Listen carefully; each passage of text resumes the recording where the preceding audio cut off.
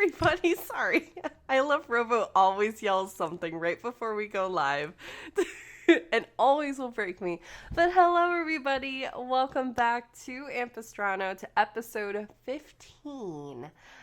We are so excited to have you all here. We're going to keep announcements super light because we have a lot to get through in a very limited amount of time. However, Sin just did post, I don't know where I'm at, it's fine, post somewhere around here in the Twitch chat a poll that you should go check out on Twitter to totally vote for Cal to make an apology, because I think it's long overdue. So, just go check that out if you would like, and we can go from there. And we have a RoboGoblin, we have April, we have a full cast today. So excited. So, in the interest of time, we're going to blaze through these announcements real quick. So, heads up. If you would like to support us while getting some awesome things, especially during the holiday season, make sure to use code D&D Jordan Lee or AmpistranoDND at Town and Claw, Found Familiar, Friday Afternoon Tea, or 1985 Games. You can also use the below code and Idle Champions to get one Electrum chest, which can help you welcome in the newest character, Kent, to your formation. So go check that out. Virgil. It's Virgil? They just announced Virgil, yeah. Yeah, Virgil's already I there. work at Codename, I know that. That's sad. And Virgil as well. So go check that out. You can also enter !TTRP GIFs, as Robo is still raising money to fund an all-POC journey through the Radiant Citadel Analogy show. 13 adventures, 13 casts, all people of color, one connected story, as Robo puts it. We want to continue to support our friends in this venture, so please consider helping in any way possible. So go check that out as well. You can also enter !Sephi and !Simon to help two incredible people take the next step in their journeys. We want to fully support that as well. As well as you can go and support Rivals of Waterdeep by typing in !Rivals. They are raising money through Indiegogo to fund their final, I believe it's 2 seasons. So go check that out. If you can't back it, please retweet. That goes a long way. Is there anything else that you all want to post about things that you're doing before we get into it? We mentioned the poll, right? Yeah. Yes, we did mention the poll. The poll has been mentioned. That's very important. Yeah. Go support our Patreon, y'all. We have a ton of stuff that's going to be happening during the break between this season and season 2 premiere in January. There's going to be a lot of inside episodes that are not going to maybe make it to general public on YouTube. So there's going to be a lot of explorations of characters, backstories, playlists, and more. And plus you might get a sneak peek of our new intro that's being worked on. So, go check that out. It helps support us immensely. I have something to plug. Sure. It's unrelated to anything that I'm doing, but I just need everybody to go see Wakanda Forever so I can talk about it with people. But also support media that provides representation to underserved communities. Definitely Thanks. Agree with that completely. Okay. But I will give a warning, the first 10 minutes will destroy you. Made me cry. Well, all right. While we're continuing on the cry train, why don't we get started with this episode and go beyond the veil of Ampistrano? Flag on the play for that.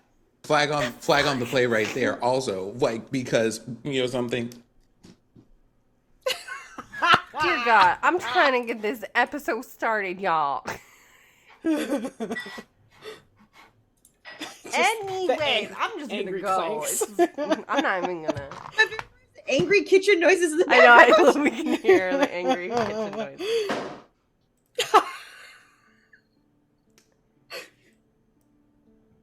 When we last left our adventurers, the group had split, with Cal, Deodora, and Blackstone heading to Greenwich's shop to confront her. However, upon arriving, they found a tired, weakened, and injured Greenwich, who ushered them through the door. completely lost my space. After speaking with her for a little bit, the group found that she had the same marking that was found beneath the caverns of Illipin.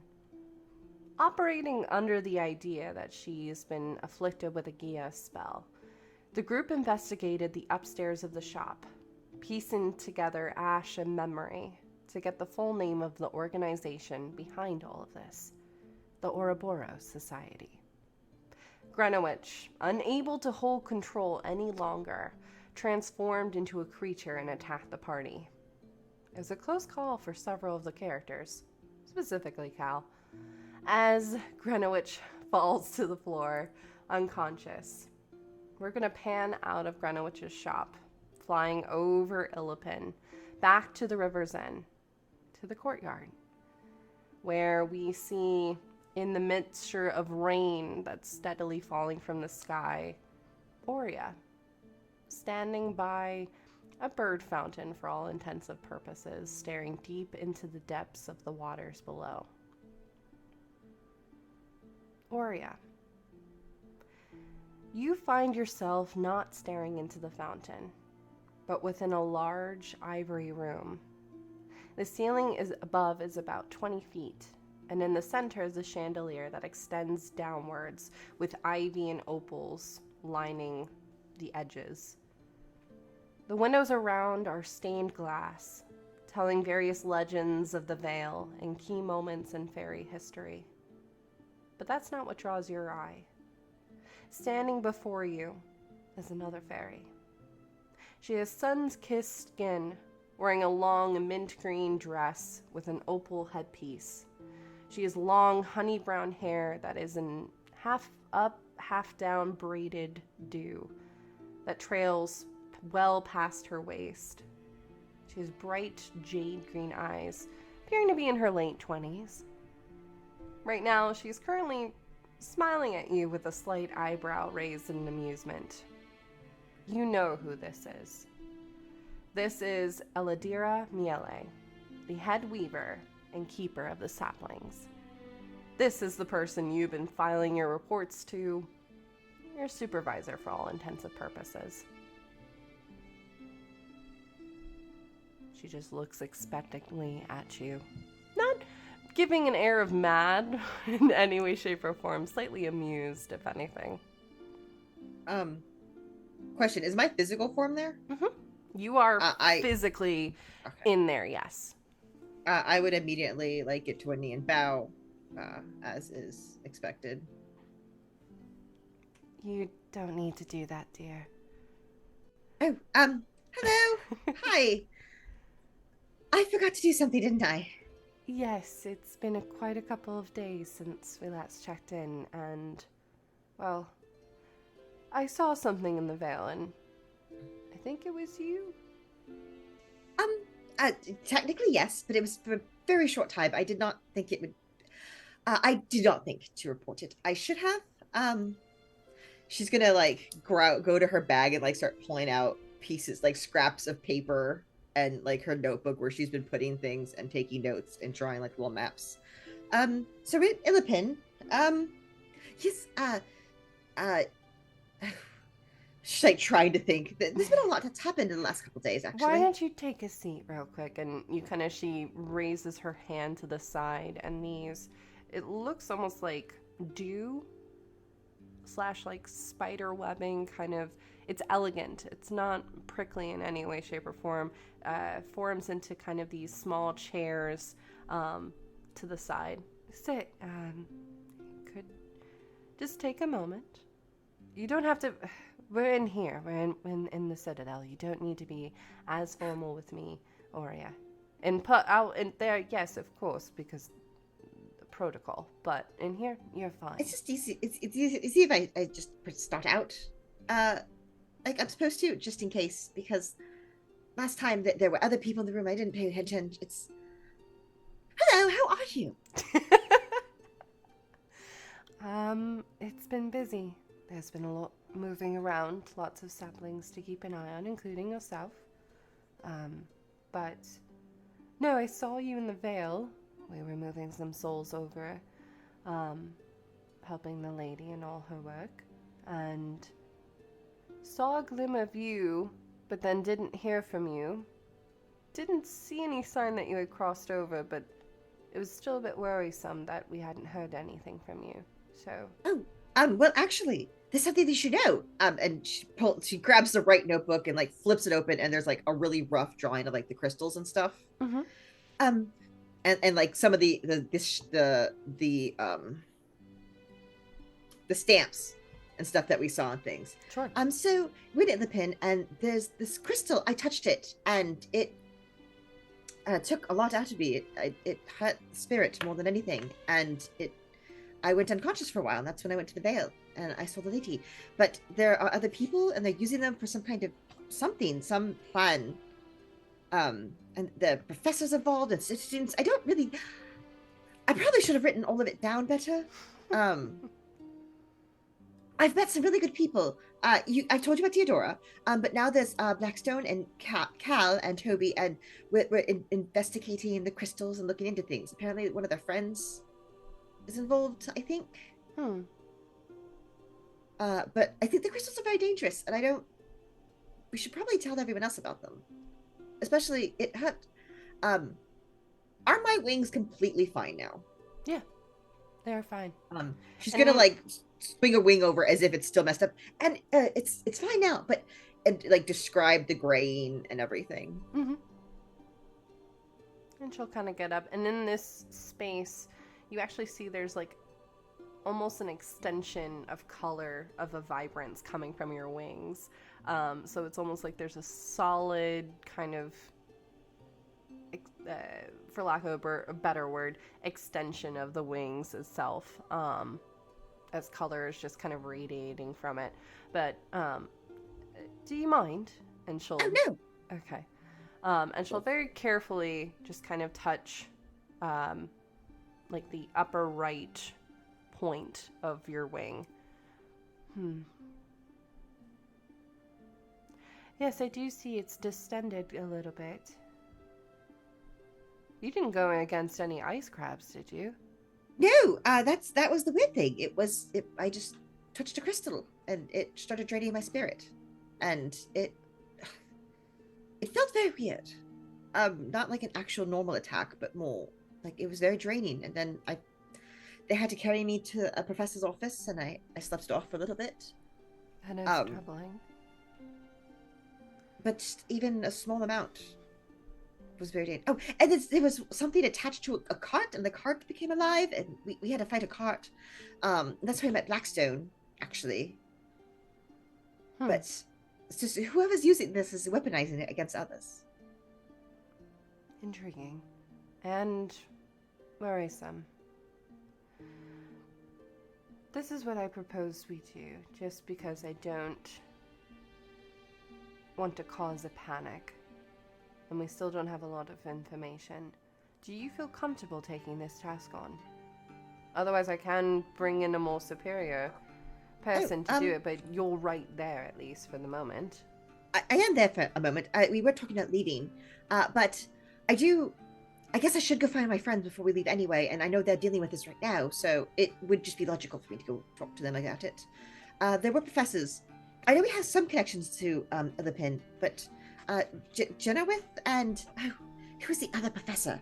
Just like flips through her notes as April flips through notes, because April can't remember the other professor. Now you know it. There was a beefy baby somewhere, and yes. Sam is very good. They were working for the professor, but I think they're being brainwashed. I don't know exactly. They talk a lot. They're very smart people in the group, and they do talk a lot, especially in brains. And it's hard to keep up. Understand. Okay. This is what we'll do then. You research carefully, along with your friends. I'll entrust that to you. I'm going to reach out to several of the professors and contacts that we have down there and see if maybe we can give you further assistance. I know they said one of them was bad. Is it Jenowith? Jenowith is bad? Who's Jenowith? She just leans forward like, wait, what? I don't know. They all know the professors there already, so they talk about them very openly as if they were friends, and I don't really know who they're talking about. It's valid, granted. And you're not completely out of the Rains, I tend to, honestly, eyes glaze over when some of them talk. So you're not completely wrong with that. I'll see what I can do here without trying to stir too much of a panic. You know, the first sign of trouble, they'll call everyone back. That would be sad. That would be I sad. only just left. And there's no telling necessarily when we'd be coming out of hiding again. So that's Last why... time it was a very long time. It was generations. 4 generations, I believe. So I would like to avoid that if we can. I will go find my smart friends, see if they've got this crystal situation taken care of, and let you know. And I will not touch any more of them. You are also smart, Aurea. Thank you. Well, they're better at more of the crystal smarts. Sure. I would say, if anything, just... You remind me very much of... You know, in springtime when we get those little foxes that are jumping all over the place. Just very sprightly. Very much reminding me of that. And I like that. But I think...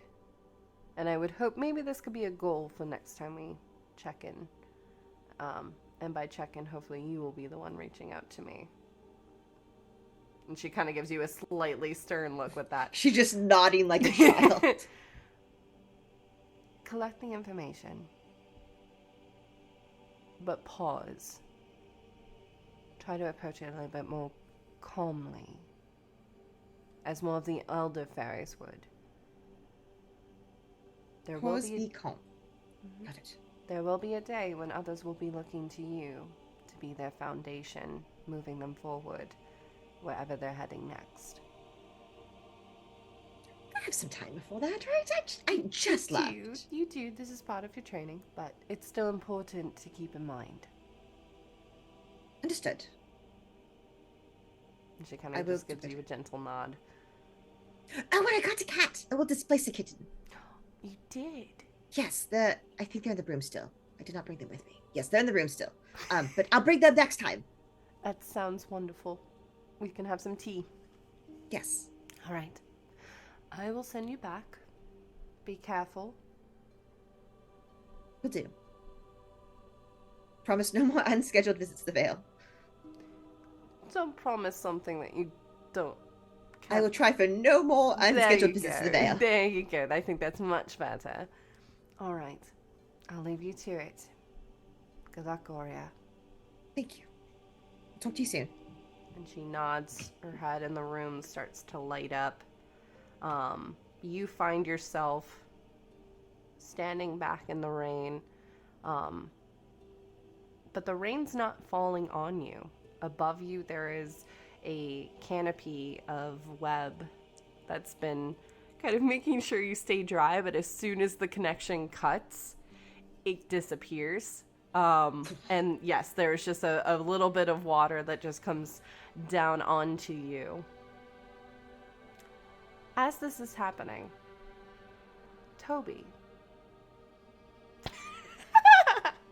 Toby,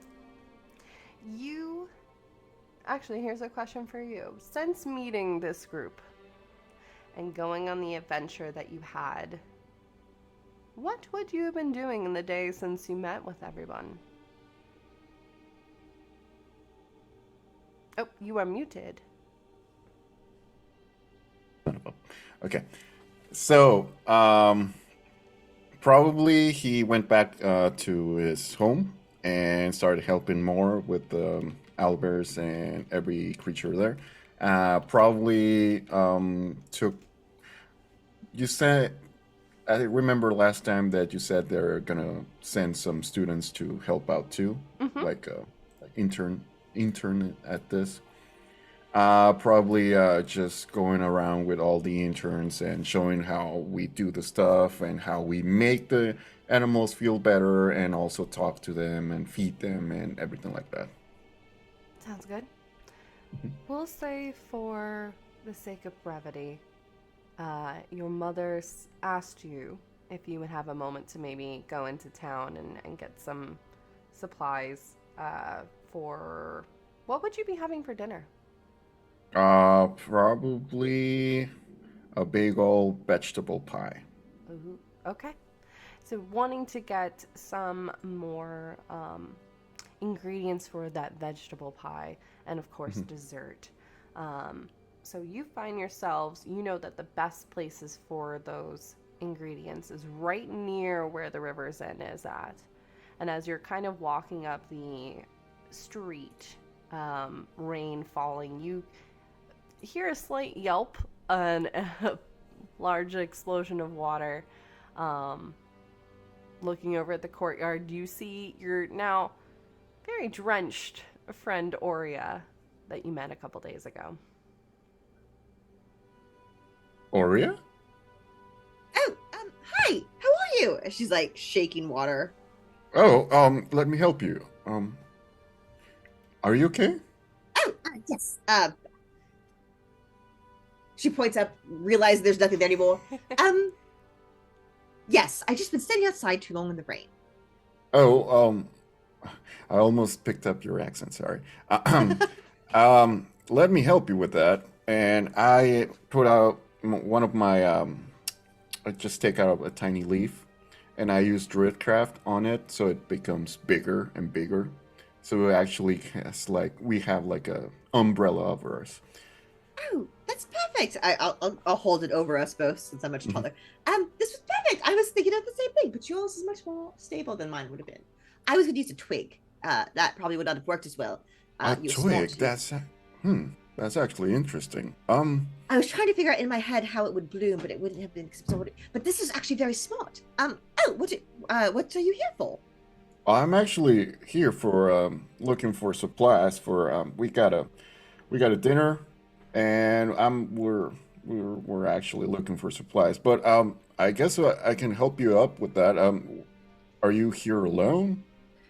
Well, everyone else went to go talk to a professor for something. And then they just kind of left. And I got distracted by the bird bath. And there's a bird bath? Where? Oh, it's right there. Oh, you do see this stone fountain that Aurea had been kind of talking or standing in front of, rather. It's not a large one. It's literally like one of those like kind of miniature. It doesn't go beyond like the size of a dinner plate. It's just a small little one. I separate from us and just go directly in. Even though with the rain and everything, I just go directly to the bird bath. Okay. Oh, this is amazing. Are there any birds here? Just looking around. I think because it's raining right now, they won't come out. But I'm sure they might come out later. Oh, okay.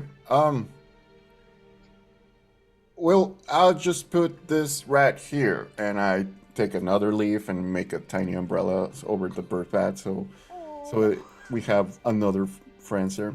All right. Be safe out there. Okay.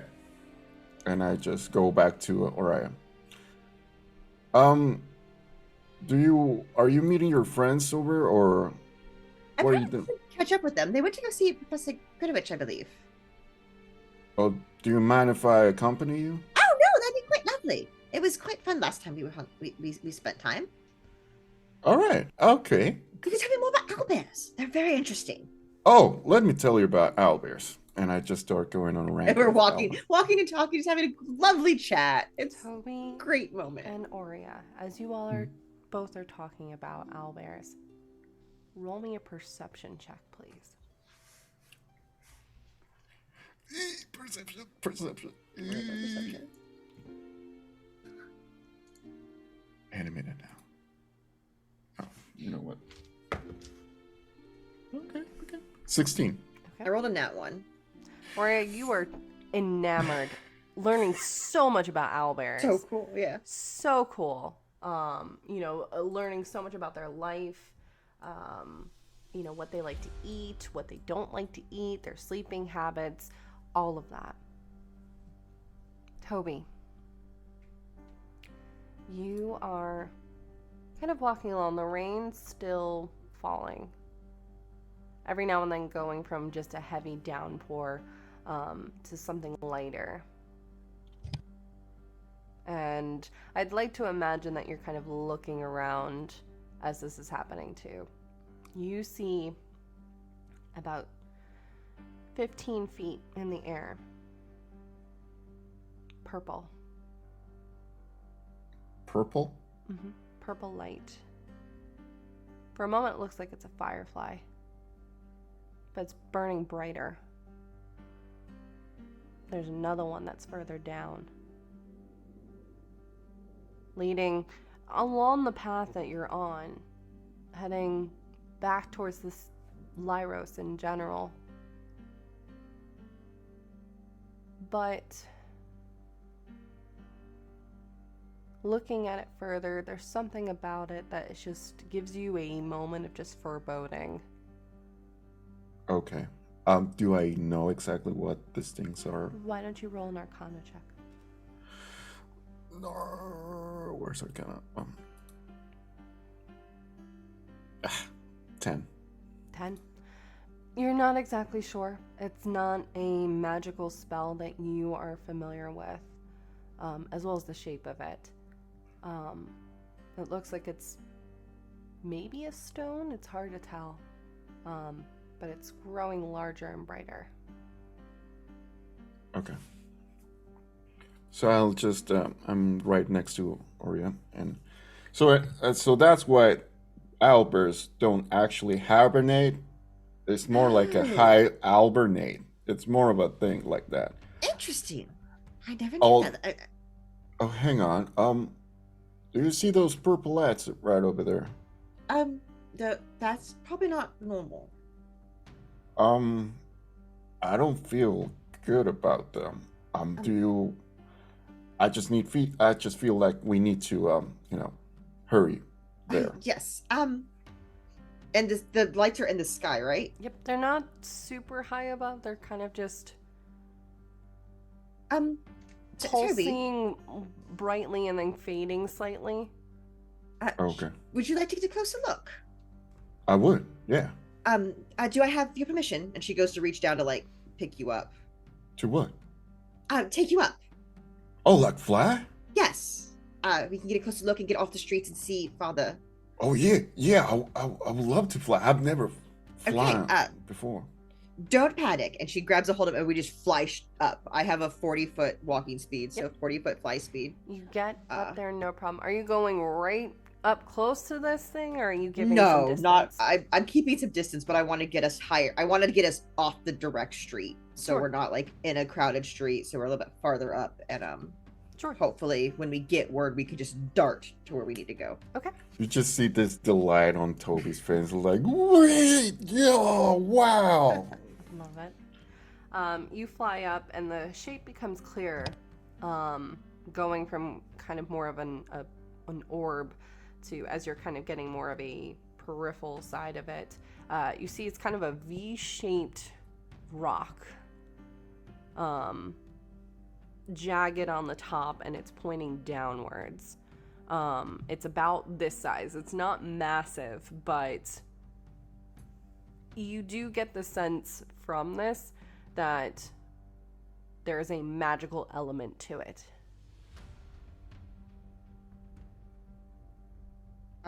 Is it like pointing down at? Is it? Yes, it is pointing down at the city of Illipin. Both of them are. There are two of them. And it looks like it's pointing into the city. I don't feel right about this. I've never actually seen it before. I mean, I'm not that good at, the arcane arts. I'm more of a nature kind of guy.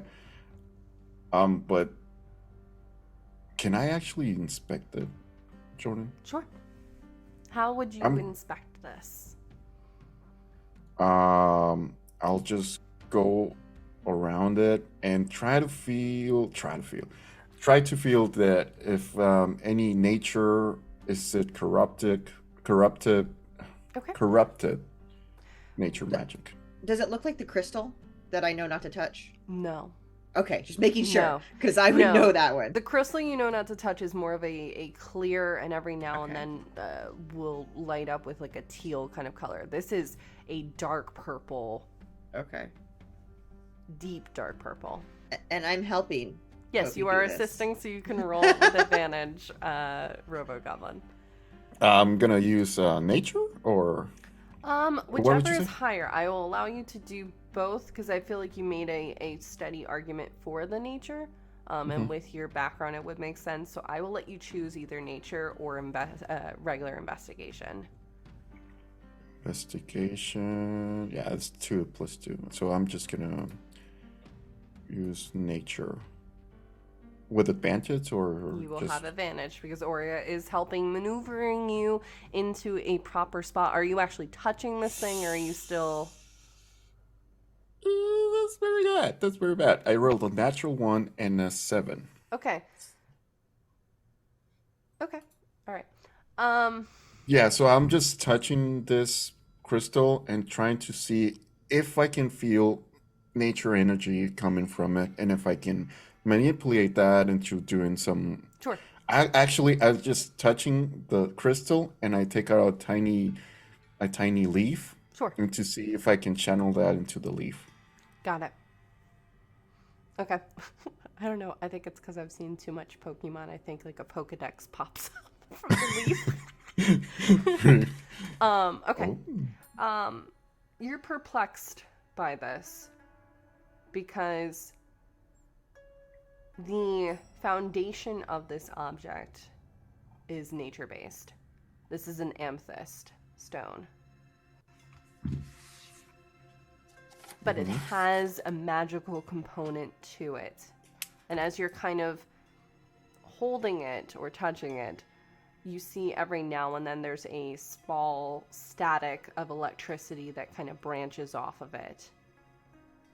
It hasn't hit your direction yet, but you have the idea if you're possibly holding it for too long, you might get shocked potentially. So Okay. far, it's not doing anything. I'll just okay. Be careful. I don't know what this actually is. I do know that the crystal is connected to the forest, or actually the earth, but it's filled with some kind of magic that I don't understand. So I feel like we should ask somebody. Or do you know actually? Toby. What is this? Don't think I would. I don't know what this. I think we should probably get Calla Blackstone. They tend to know more about magic stuff. I look down. Is it pointing directly at anything? What is it Pointing at? directly at the streets. It's not in like facing a building. Toby, It's just pointing at the streets. Yeah. are you still holding on to the amethyst? Yeah, I'm just I touching need it. you to make. I will let you choose either a dexterity savings throw or a wisdom savings throw for me, please. Dexterity or saving throw or wisdom? I will let you choose either. I'm gonna use wisdom. Okay. 8. Okay. Can I rolling help like a with king that here. or take any of that? Because I am holding them. So, like, if it's electricity, it would channel through them I into know. me. Why don't you also, because it would channel through the both of you, you also roll as well. Right, dexterity for me. That's a 19, 20, 21, 22, 23, 24. 24. 24. Dexterity. Okay. So your barriers are still up. You feel the shock, but whatever is coming through with this shock does not come through to you. Toby, Mm-hmm. you're not taking any damage. Don't worry. That's even worse. You're staring at this crystal, this amethyst. The static electricity hits you. Kind of like when you touch a doorknob and it's just that little spark. You see images flashing through your mind. Lyros. Pithyweather's office. Behind the third bookshelf from the window. You see the bookshelf moving. Down a dark corridor. Down several flights of stairs. To a large room where there's this crystal, which you've have heard talk of the party as mentioned before, hanging suspended from the ceiling about 50 feet. And on the table, as it's zooming in, you see a very bloodied, exhausted halfling. Sam. Do I know Sam? Or... You do. Sam, you met Sam a couple days ago. Yes. Oh, that's right. That's right. You Yes. did meet Sam. And you just hear one word before the connection breaks. Help. Fuck. Okay. And at just that see, point, I imagine you recoil, Yeah. and the amethyst starts to light up. You both rather, hear a as the energy is expanding from this thing. I'm dashing backwards. Sure. As fast as I can. Okay, go ahead and make a dexterity savings throw, please. I'm not going to court, y'all. Stop telling me I'm not. Listen. That was another 19 plus 5, so. Okay, Toby. Okay.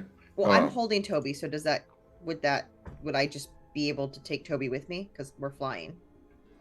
I'll allow it. I was envisioning 'cause something else, but I will allow that. I wouldn't have let Toby go. No, I know. I was picturing you maneuvering through the air, but you're also maneuvering Toby, and Toby is still being able to kind of twist in the air. So that's why I was kind of asking that. But for sake of ease, yes. Okay. Because I think in full reaction, I would have wrapped around hard because I knew I was flying back as fast as possible. 100%, and I think that's completely valid. Okay. You are able to get away just as both this crystal and the one that's a little bit further away in the direction of Lyros shatter. There's a small explosion in the air as amethyst fragments start falling to the ground. No one's in proximity. No one's being impacted by this. They're probably just going to wonder why there's a shit ton of amethyst in the street. But that's what you are getting. Okay. And I'll just say to Oria, like, I'm having like a headache or migraine over, and I just saw there's a corridor on Pithyweather's office, and Sam's in trouble. Sam's in trouble. Yes. We need to find the rest. April knows. Forgot, but Oria would remember that they went to Genoa's office, right? Greenwich. And I Greenwich, and I know which way that is from here. You do. I'm gonna kind of still holding Toby a little bit tighter, like loosen up a little bit. Oh, sorry. I'm gonna go as fast as possible. Are you okay with that? Absolutely. Yeah. Holding Toby, I'm just gonna dash all my monk shit to get there. Sure. And as you move in that direction, the camera is going to pan back to Greenwich's shop, which parts of it is still smoldering with acidic vapors coming up from several of the shop shelves. Greenwich is on the ground, still in that creature form that they transform to, bleeding out unconscious, as we find Blackstone, Cal, and Deodora. There's a clock at the shop, yes? Yes, there's a clock. What time is it? It is 1 o'clock in the afternoon, but with the rain coming outside, it feels like it's later. Okay. I think Deodora's like breathing hard, probably like a little bit of blood maybe trickling from the corner of her mouth because she got hit pretty hard. We need to get Oria and go. Well, before that, looking at your conditions, perhaps it would be best for you to make use of the potions in the shop to mend yourselves. And we can't just leave Greenwich here. Look at No. her. She had a moment of clarity. She's still in there somehow. No, we need to take her. I just Finn. gesture to the shore, Who's to like the Finn? store around you. Sorry, right. And Cal, I just kind of gesture to the store behind you and go, the potions are here.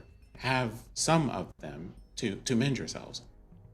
Right. Can someone patch her up while we search the potions? I'll do a medicine check. Theodora can't read, so she's not even gonna try to, Sure. and she doesn't know magic, so she's not gonna I fucking try imagine to you're doing the even go through medicine the check potions. to just stabilize her. Yeah, just stabilize her. Maybe like patch up some of her like more I egregious would- wounds. Sure. I would like to offer an assist for advantage because I have herbalism knowledge. Sure. You can Ooh, definitely do yes. that. I imagine the both of you getting to work on that. Cal, what are you doing in the meantime? Sprinting off to those shelves, that's seeing good. what is there, and trying to find the most helpful to our party at the moment. There are 6 healing potions. Right. 4d4 I have plus them. 4. Yep. So you I grab have those. those. Yep. Yep, you just grab those. Are you still going along the shelves just to see what else I'm is there? going. I'm Okay. seeing what's there. Roll a If you're gonna D100. give me a limit for encumbrance, then I'm gonna just like max this out. So Go ahead. Theodora is a other very people's beefy pockets. girl. Yeah, Theodora is very beefy and strong. Roll She could a carry some of your D100 stuff. for me, please. You frail Certainly. wizard. certainly. I got a 19 for my medicine check. Okay. You and Blackstone quickly pulling together some moss, as well as several of the other things that are around the shop that you know kind of help in healing. There's several herbs that you're familiar with, Theodora, and Blackstone. You're able to stabilize Greenwich. She is still unconscious, she is still in the form, but she is no longer bleeding out and in danger of that, at I least. go outside and come back in with muddy hands and just like mash the herbs into it to try to make a poultice and just like cover There's the Yeah, a spot. I'm like poultice and chewing all some of of the that. herbs. I'm like chewing some of the herbs up to like get them like, you know, their juice long, whatever. And like adding it to the poultice, like just how like her mama taught her. No, I love that. This is player to DM question. Sam mentioned meeting me at the tea shop at a certain time. Yes. How close are we to that time? You have 3 hours. Okay. Still some time. Okay. DM, I would like to, as we're finishing patching Greenwich up, I would like to try to like bind her, not to hurt her, but just like if she were to gain consciousness, I want it to make it harder for her to attack. 100%. Why don't you do a basic just dexterity check? Because you're weaving around ropes with it, so just do that. Maybe Blackstone should do the dex check. Um, and I help. Sure. Wait, hold on. Pardon. What are you asking? I think we should tie her up in case she wakes up. Oh, so you need her bound, I suppose? Yeah. I don't want to hurt her, but I don't want her hurting other people either. Oh, I see. Well, that makes sense. Yeah. Well, do you have rope or material for this? Bro, I am an adventurer, okay? Hold on. Do I have rope, though? Yes, 50 feet of What a hempen question. rope. The standard adventurer's tool. Okay, so I got my starter kit on. Yeah. so you know something. I will roll for that. And Go for it. you... And you'll have With advantage. advantage. Yep, you'll have advantage. Okay. Oh, well, I suppose this will put my prior trading to good use. Do I want to know? You said a general deck. You need a dex, general dex, Just or a what skill are we general looking for? dex, or Oh. for you specifically, Blackstone, I would allow sleight of hand specifically because you're tying a very specific knot for it. Based upon your background, I'll allow that. I am. It's a 20. That's a 24. Yeah, no problem. You have her secure. She's not in the most comfortable of positions, but she's not a danger to herself or others around her. So I do not know if Theodora would recognize like different types of knot tying. Sure. So Um, you can tell me in character if you would know. I do think that she would know. Okay. She's just then not that dexterous herself. Theodora would know that Blackstone has made a particular nautical knot of this. Huh. That looks very intricate. I've had some practice. Been on a ship much? Well, I have spent some time near the waters.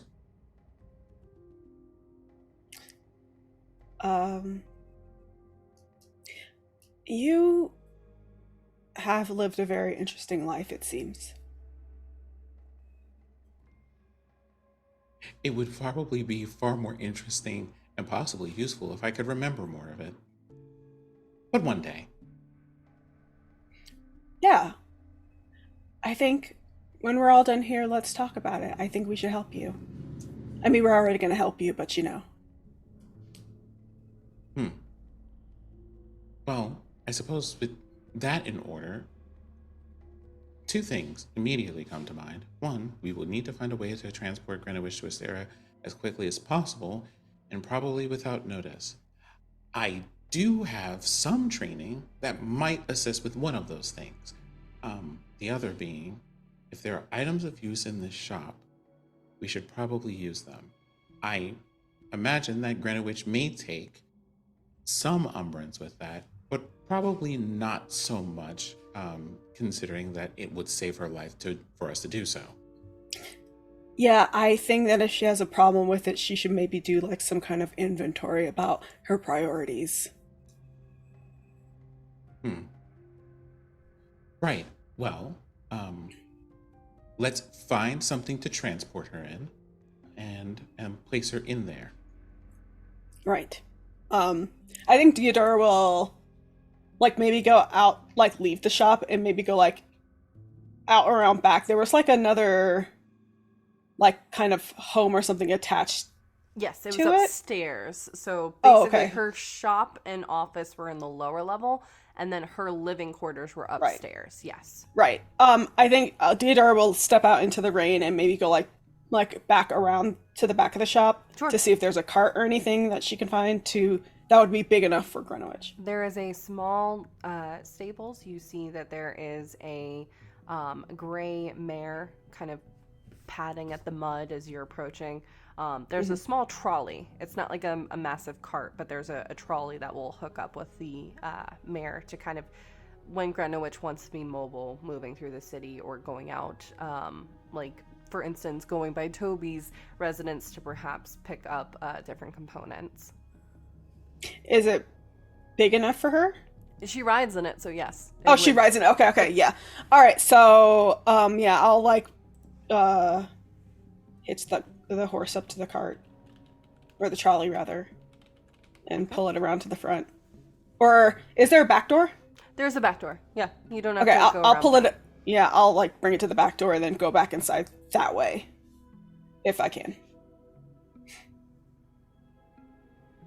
Okay. I imagine too at this point, you as you're coming back in also see Cal kind of poring over the treasure trove that they've been able to find, searching through the remaining shelves of Greenwich's shop. At least are not broken or acidic, liquefied in any way, shape, or form. Right, so we have found quite a bit of health potions, healing potions. Then a few of water breathing. There's that.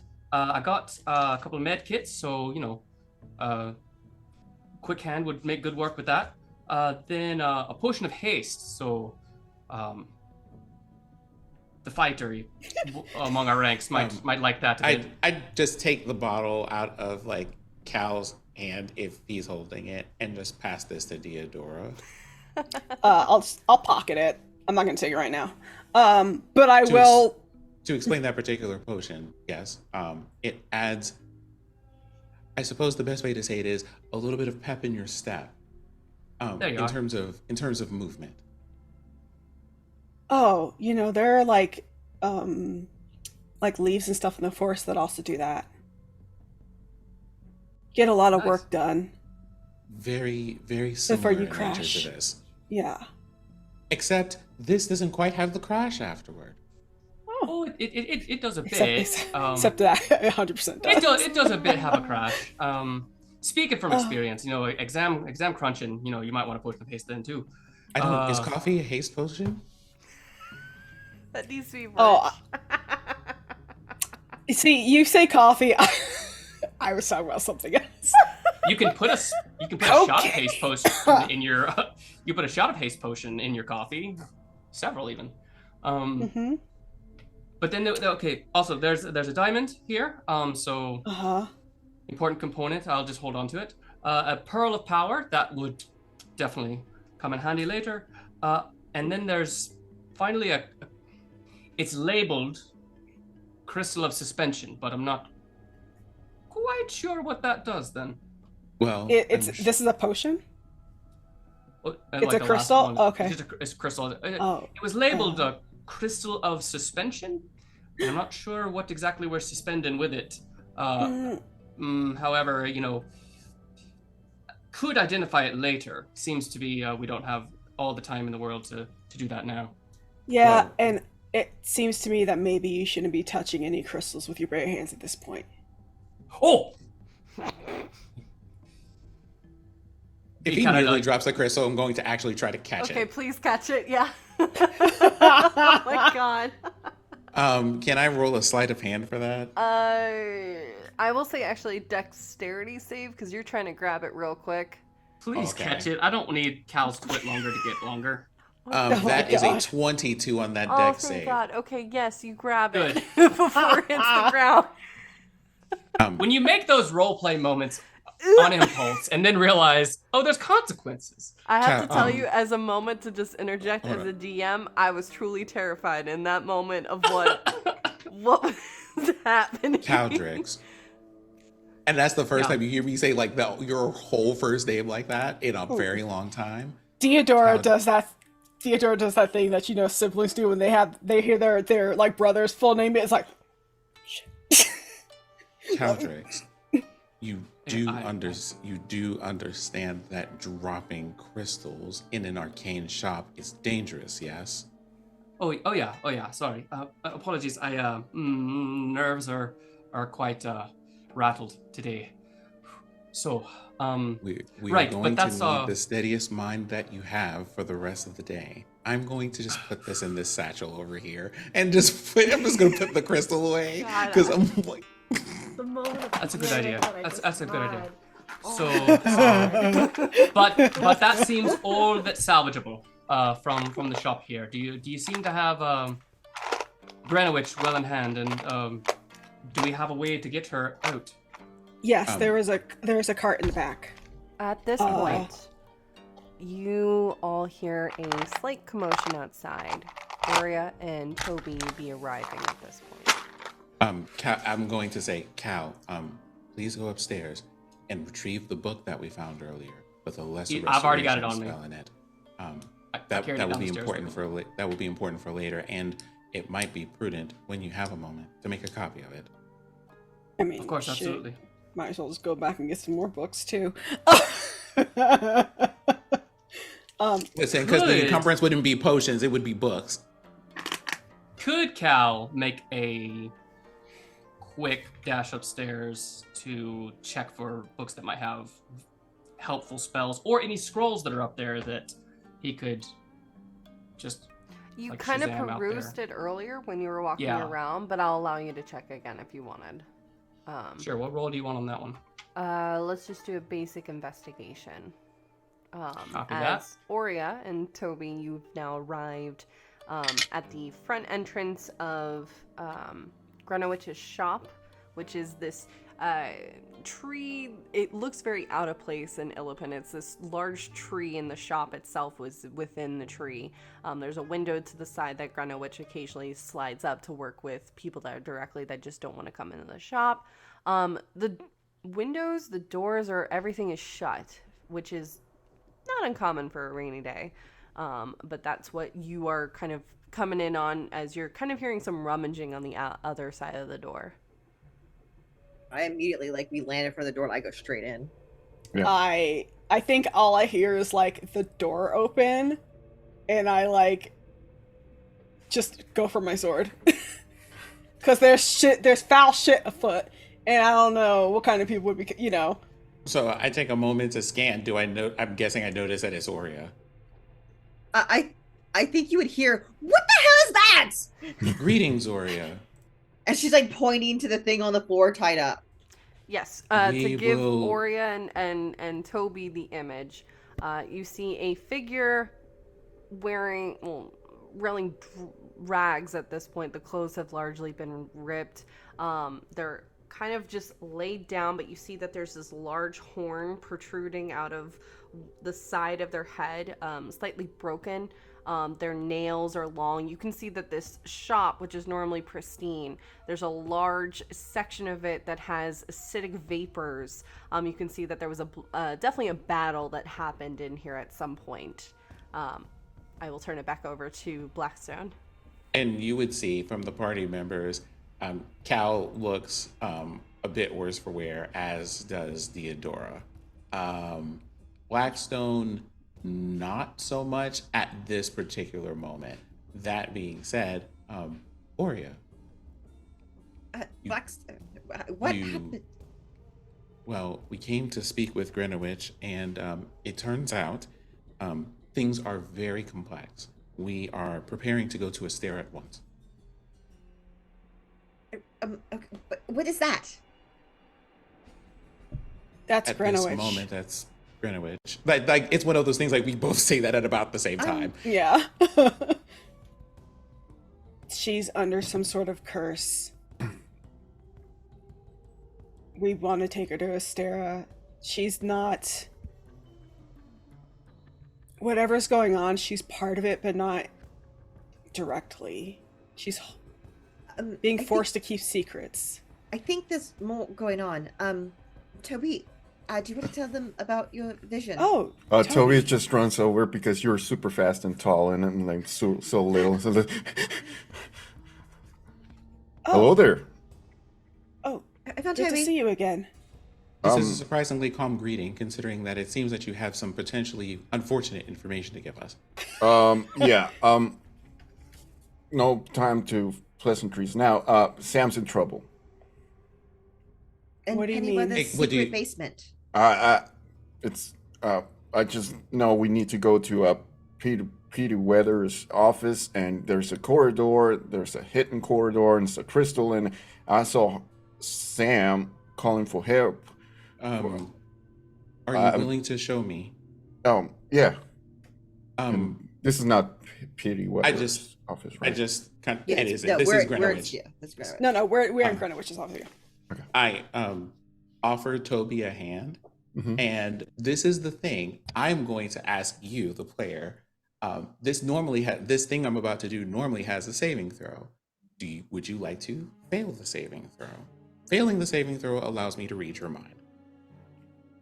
Oh, interesting. Do you say that you're going to say that to me, or? Well, what I'm like, the thing is, I don't know how to explain to you except to say, I do have the ability to communicate with people telepathically, and you can show me what you saw. Okay. Yeah. Okay, I am going to use detect thoughts.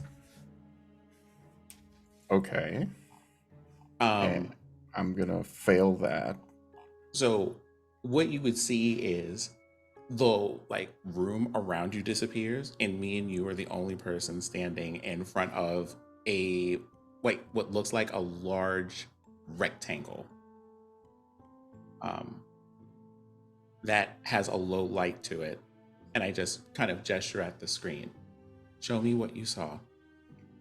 Oh, okay. I touch the screen, and I imagine I'm seeing a picture of what I'm thinking about. Mm-hmm. And it's the office. I wrote it here. It's the Pithyweather's office. It's the third bookshelf from the window. It's a corridor, and there's a crystal, and there was Sam just saying help. What does Sam look like in this vision? For Toby, just because this is going to be fun. I would think that Sam looks at like really messed up and just laying on the ground. DM, do I see like the outside of the building that this bookshelf and library you're in? Yes. You basically. Okay, so I know exactly where this place is. Yes, Toby is as you're getting those thoughts, Toby, and kind of thinking back of what you've seen. Blackstone, you're kind of seeing everything in a haze because everything kind of imprinted onto the memory and those thoughts very quickly. So it's not like when you were remembering like your creator. It's a fragment. But yes, you would know that this was literally down the hall from the library.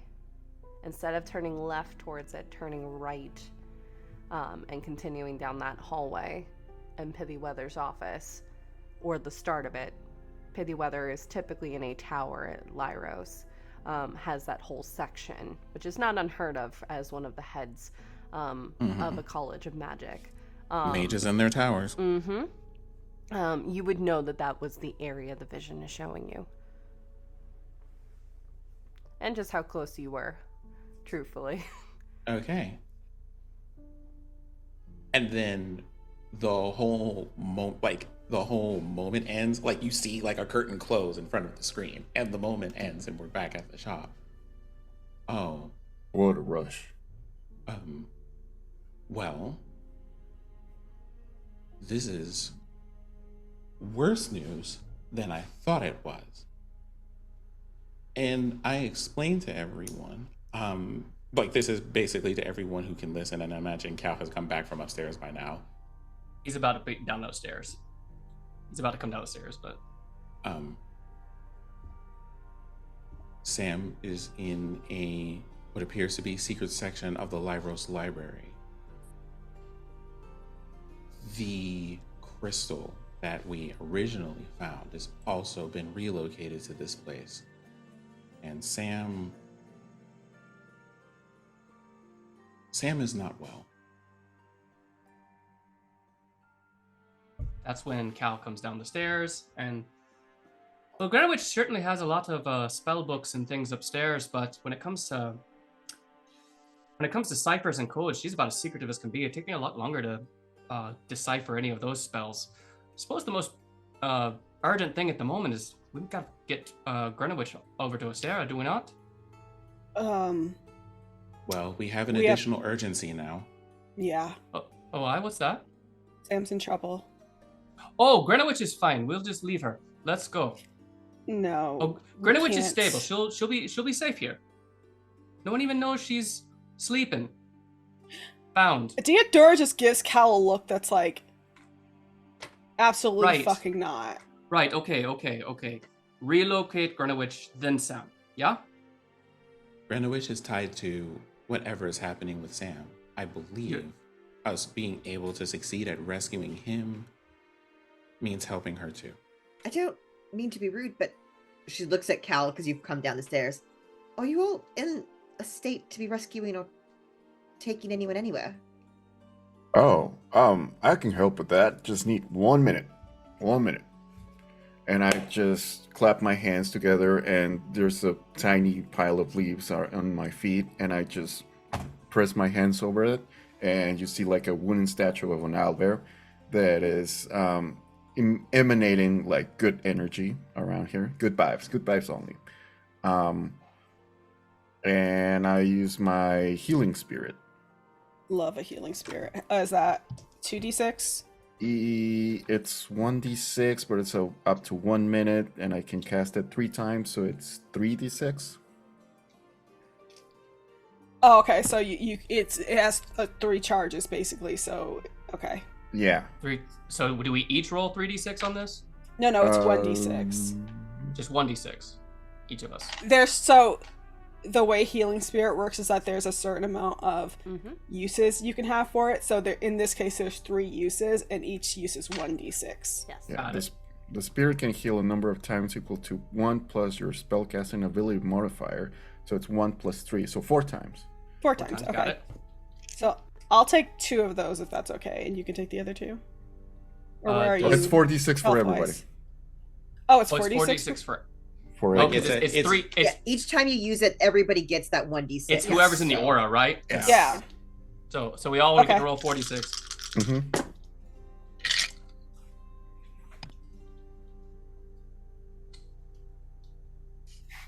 Got 19 back.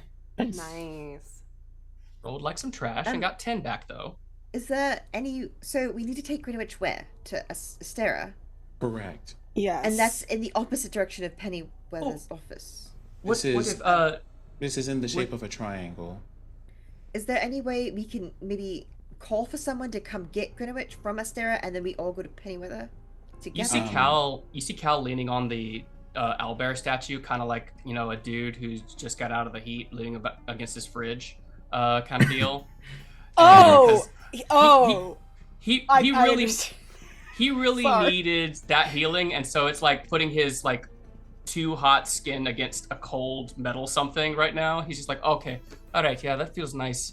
Does if Deidre has some way to come fetch Greenwich, then yeah, we could certainly get word to her quickly. And Do you Cal, understand the inherent problem with that, yes? what's that? This is a sisterhood that could put her in danger to come here. Just, Oh, there's They got to made a be, pact- like, underlings. They made a pact with each other, and we don't know how. I also Intricate don't it goes. know if we can Walking in explain there. to I don't know if we can explain to a stranger this half-transformed, demonic-appearing creature is what if in we just- fact Greenwich. But then That's how do you expect us Greenwich? to drag it through the streets? We have a cart for this. People Theodore just brought around, and I have some talent at making disguises. What Sorry, if we, in April's head, it has like a little hat and a fake mustache, and it's disguised. what if we Sorry. just Yeah, send a it's just message those to, glasses with the fake mustache on and the nose. I No one would know that. I will say for the DM, I have proficiency with disguise kit, so I want to try to make Greenwich look like a wet, like a pile of hay that's wet because the weather outside is rainy. Is there not a big tarp inside? Or grab some sheets. Just throw sheets over her. I also have to account for things like her body shape at this moment in time and not having people ask questions about it. There's no one out though. It's raining. What, How, what if we, how what if big we is sent this word? thing? Just out of curiosity. You're asking about the size of Greenwich? Yes. She is gone from her, like, 6-7 foot. She's 10 feet. Okay, so she's now a size large. She's a size large. She's a large. Yar. Yes. I was like, we could wrap her in a sheet. I just fly over the city. She large. DM, Yes. do I know where Gregory Tynell is staying? Yes. You would. Where is he? Where is He he mentioned staying? he was staying near Lyros because he wanted to be near the Jester's Lament. So he's Right. near that. Okay. Okay, never mind. I was gonna see if like maybe he could come, but he's not that close. No. Suppose we just sent word to Astera to come urgently to Greenwich's place, and I they said. discover this, and we don't have to tell them what's going on. Just come quickly, and then they discover it, and then they'll be able to handle it. Will they not? I'm With a sorry, nice note. is this a I'm- disease of I'm- Samco? I am going No. to, at this point, having listened to everybody, think for a moment and go, Theodora, would you mind placing Greenwich in the cart? Yeah, she'll go ahead and do that. Cal, would Aye? you mind handing me the book? Sure. There you are then. Okay. Do I need to roll anything for you, Madam DM, for disguises? Yes, please. Okay. Theodore, if I gave you some instructions about how to place her in the cart and things, would you help? Would you help me with that? Yeah, of course. Why wouldn't I help? Fantastic. Asking for help is important. Oh, I agree. But in this, you don't need to ask. Because it's just something we need to do. Hold on, what's the role that I need to make for this? For this, again, it's. I will allow you to pick between deception, because you're trying to hide someone's exterior, to sleight of hand with how carefully you're, layering that hay or whatever it may be that you're disguising. I will allow you to choose either of those. Okay. Sleight of hand it is. That is a 22. Okay. You think this is pretty convincing. Doesn't look like a body is in there. Toby. Yes.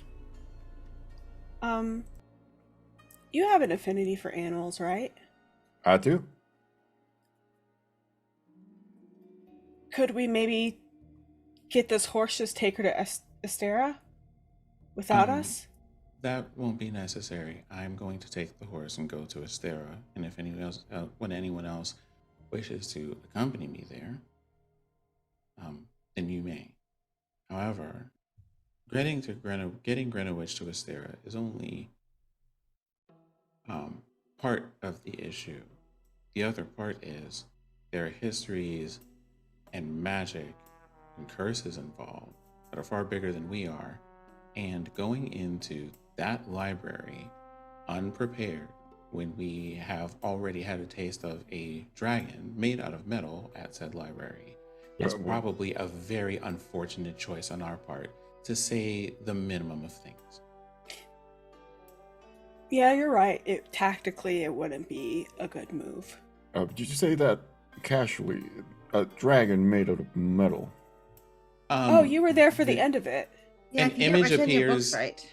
Like an image just appears in your mind of like thing. people scattered across the floor, arms and legs akimbo, some of them bleeding, the town's guard like trying to like rally against like this huge moving thing. Like Aurea is in a cage of metal, Cal is bleeding, I am firing an arrow that's on fire. Oh, okay. Yeah. Okay.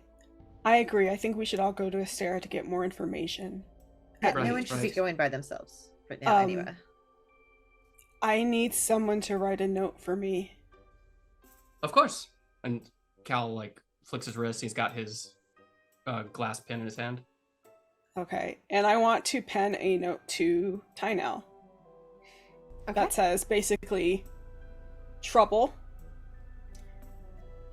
Meet me at Lyros in like 3 hours. You're sending this, so make sure I understand. You're not sending this to Gregory. You're sending this to Commander Tyneal, who is... I'm sending it to Gregory. I just called him. Okay, I just need to make sure I understand. I was like, which Tyneal? Yeah, I'm sending it to like a completely different city, and he's gonna get here That sounds in like, wait, you know, 3 hours? What the hell? He's gonna get here in a tight 3 months. It'll be fine. Find a teleportation circle. I mean, there are some. Beg a wizard to help you. And Okay. Yes. Cal will finish pinning that and goes, all right, you want me to see if this gets to him then? And then as soon as he does a couple of clicks, Kyra Yeah. appears on his shoulder. Yeah, I was gonna send Sparky, but if you want to send Kyra, that's fine. Oh, I just didn't know who'd be faster in the moment. I think Kyra's faster. The moment Oh, when is she your then? entire D&D party has familiars. Right. Yeah. But is Kyra gonna hold it in her mouth or? I What's your favorite? kind of with just a little bit of twine tie it around Okay. one of her hands. Could you Okay. hold it? Yeah, that's why I was asking. Because Theodora does not write. Right. Gregory would know this. Mm-hmm. She's going to take the bracelet that she just got back from Aurea off and use it to tie the note around Kyra's little leg so that Gregory knows it is from her. Sure. And not some or something. Sounds Smart. good. Right. And how does he answer? How does Gregory answer? What do you call him when you see him? Just Gregory. Well, I used to call him Whelp. Mm-hmm. All right, there you go. He's grown All right. now. So Kyra, you find Gregory and you call Whelp. Can you call Whelp? And you hear like that little imitate call, like, and then like a Whelp, Whelp, Whelp, like where she's imitating. Oh my God, the, not a seagull. yeah, so, How dare you make this beautiful raven do this shit?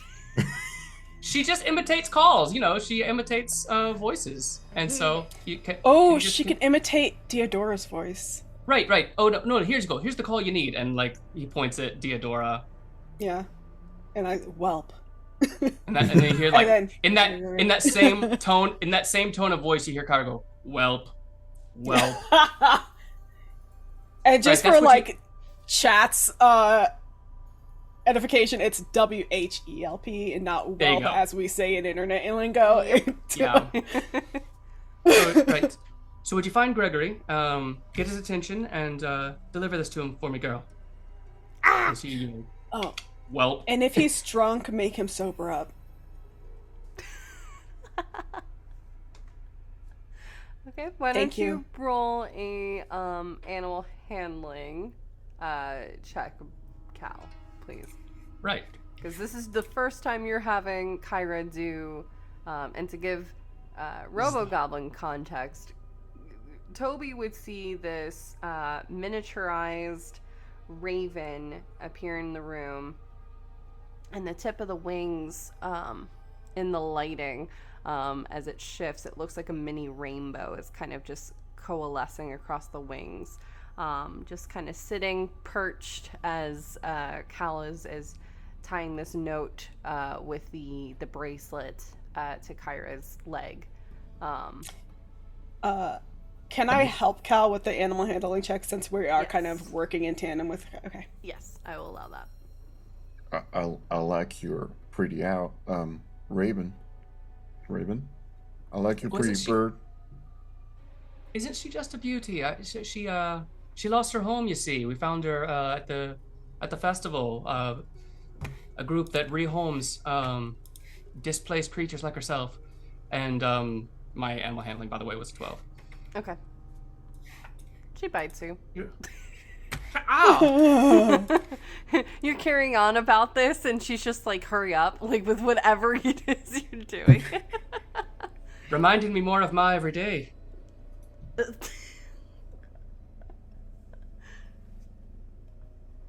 All right. You have the message secured.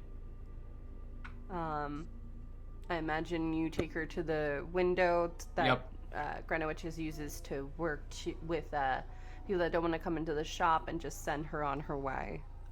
Right. And you see her taking off in the direction of Lyros. In that vicinity, not to like beelining it, but in the vicinity. So, okay. Hope she's all right. Flying in the rain as she is. But anyways, Astera, that's where we've got to head. Yeah, let's go now. Right. Okay. You all take off towards Astera. What we're gonna do here is a little bit of a skill challenge, just because while there are not as many, it's not as populated as it was the day before with the festival in full view. There are still an occasional Crown's Guard that may pass, or person that may pass. So, given the amount of time it's going to take you to get to Astera, 3 of you will roll.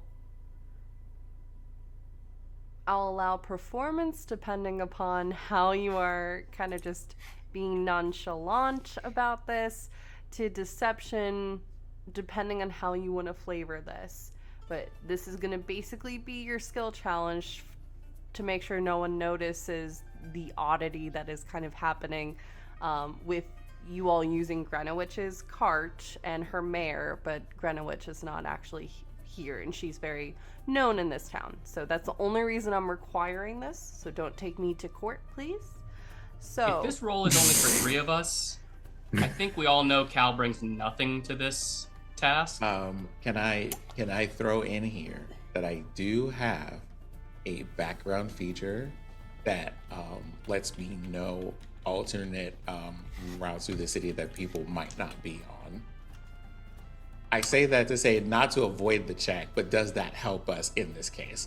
It will lessen it from 3 to 2, but that's about it. Can I use Druidcraft to like make the smell of hay coming from Yes, the... you can do that. Okay, so what are we rolling? So you will choose, 2 of you, if you're using Blackstone's Paths of Secrets, that's what I'm calling it at this point. Paths of Secrets. 2 of you will roll either performance or deception based on how you are flavoring your moving from Greenwich's shop with this cart, with a mare, outside of the city, past several Crownsguard, the walls, to get to Astera. That's what you're rolling. I'm gonna be real with y'all. I have a +1 to both of these things. I got a so +2 for performance. I got a +5 to performance. Toby, it is. But roll like shit. But So Robo I rolls will- like shit. I'm going to give you my roll because I don't have deception or performance. I just have persuasion. Mm-hmm. So, Just a big I have a 0 2. for Cal on these things. so I could Who's rolling? second one. Robo. I guess me. Toby and Ori, I think. Okay, Toby and Ori. Can I argue for stealth? How are you stealthing through? I am going ahead of the cart Okay. and just kind of clearing the way, trying to like turn off lanterns. Got it. It's raining. I will allow that. Yes. I Oh, will thank allow God. that. I think that's a good argument. I will. I have high perception. I got you. Yes. Oh, okay. So Okay. if stealth is allowed into the mix, I will put my hat in for rolling for stealth. What's your bonus for stealth? 9. Go for it. I'm an 8. Okay. As a So we rogue. have Toby Oh shit. and we have Blackstone that are going. So, in order of operations, who would be moving first? Blackstone, are you clearing out areas first, or Toby, how are you going to be doing this task? I would probably run along ahead to like Okay. start turning things off so that there are fewer of these people for Toby to talk to. Are we doing it together for advantage? Because it was we my don't- idea. I mean, Helping. you know something? I absolutely would not mind that, but I'm going to ask you to give that advantage to Toby because my roll for stealth was a nat 20. Nice. Then Not a I am a problem. distraction. I will help Toby by the hello, strangers. Oh my god, just drawing attention. Everyone's like, shut the fuck up, Ori. So I'm just rolling straight performance, right? Mm-hmm. You're rolling performance with advantage. With advantage. With advantage. Because Oreo Okay. will be Yes. assisting you in this. I am making a scene. Oh, is what Ori's good at. okay. Oh, damn, I saw that come through. I was did What too. was it? I didn't see it. 24. Yeah. Nice. Roll like against. it. Did you? Like it. Was that your second roll? Yeah, that was 7 and a 19. Oh, I missed the first one. Love it. Okay. You all using the secret pass of Blackstone, 13. the stealth, as well as the combined efforts of Oria and Toby, move your way through the city.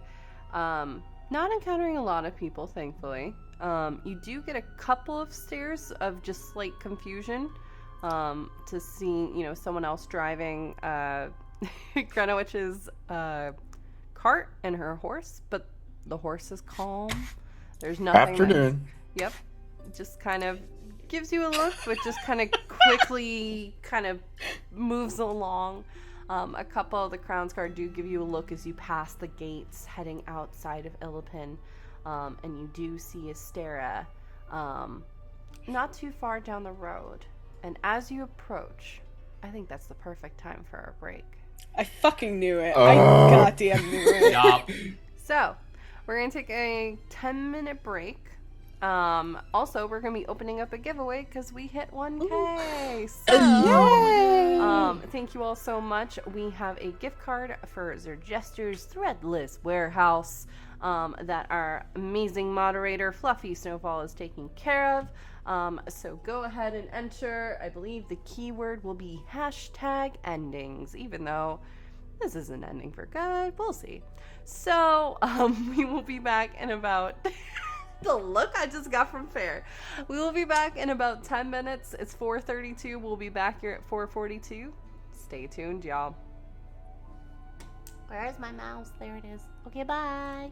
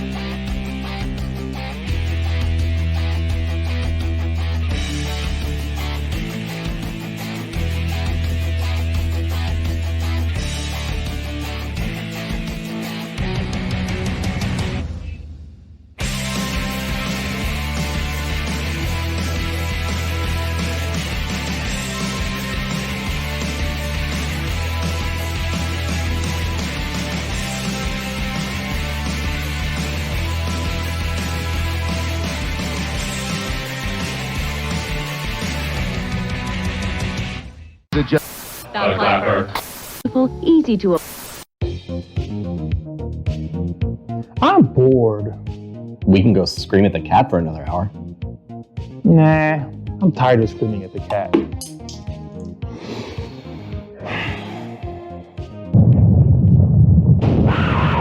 Shut up with that! Be bored no more with 1985 games. Enjoy their vast variety of products and help bring your tabletop to a whole new level.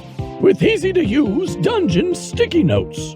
The deck of stories holds prompts and adventure hooks for any setting, and thousands of cutout game pieces with their dungeon craft. You've come all this way for nothing, fool! The princess is mine! You'll never get away with this, Malachor! Write everything down in your Hero Notes journal and start your adventure today! Visit the World Wide Web address 1985games.com and find many helpful products such as their Dungeon Craft series, battle maps, deck of stories, miniatures, dungeon notes, and now VHS dice. Again, that's 1985games.com.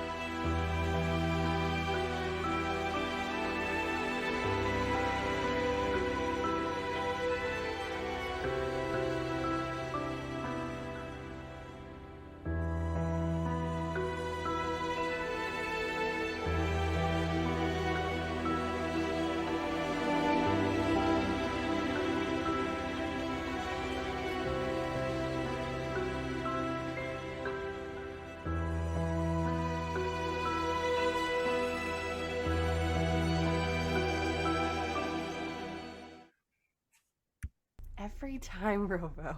Every time. The thing about it is, like, I always expect it, Yeah. and it still makes me laugh So every makes you time. laugh. You know something? This reminds me of a particular video that I saw where someone just says the most random word after someone does something very serious. So I'm gonna go find it. I'm here There you go. for it. Welcome back, everybody. Robo is once again sharing the joy of absolutely just Robo Goblin. Go commission immensely because they do fantastic apology videos if you need them. Cal.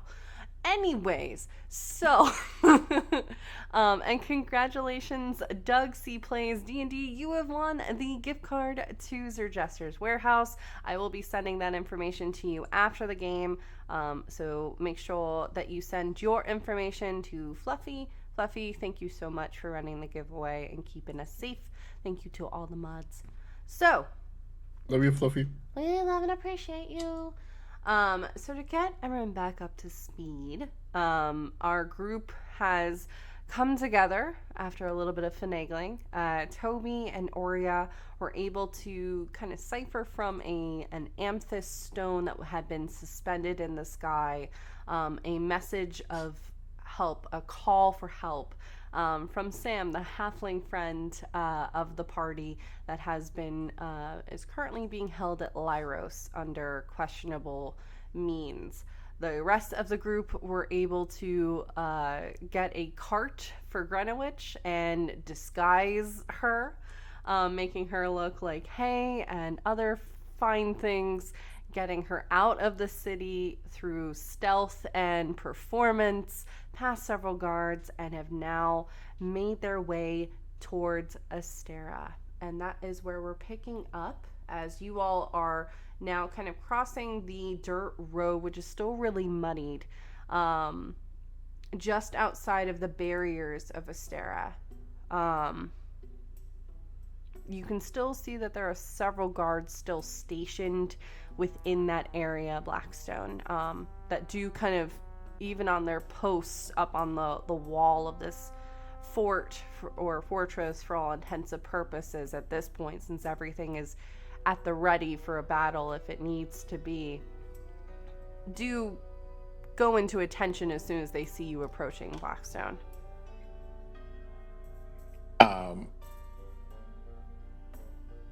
Depending on like which ones are at attention and stuff, I just kind of make myself known. It's one of those things of, one, obviously you're like a student here that people would know, but two, probably best not to cause unwanted alarm, because then they're going to want to search for things. Sure. Certainly. You, after a couple of moments, are welcomed in. The gates do open and you all are ushered in to the familiar confines of Astera, which, to give Toby, because I don't believe Toby has been here before, you've seen it. I don't think you've properly have been here. Astera is one of the other schools of magic. It's not based within Illipin, but rather just outside of it, down a dirt road. A lot of people go past it just because, to a large number, it just looks like a bunch of ruins. However, those that go to the school instead see this beautiful kind of miniature castle, kind of just nestled just outside of the tree line. It's on the opposite side from where you would live, Toby. So you haven't had much of a need to go into this area, but you have heard of Astera and the very kind headmistress, Deidre Wardington, is known for walking the grounds and being the main proprietor at this area. I didn't know this was it. Actually, very lovely. Well, that is part of the point of a school that specializes in illusions. Oh, it's an illusion. Oh, got it. Yeah, I see that now. Do you go here, or? After a manner. But first, I suppose we should find the headmaster, Cal. Right. When we do, you might want to have that remove curse on hand. Oh, well, it's in the book that handed to you, then.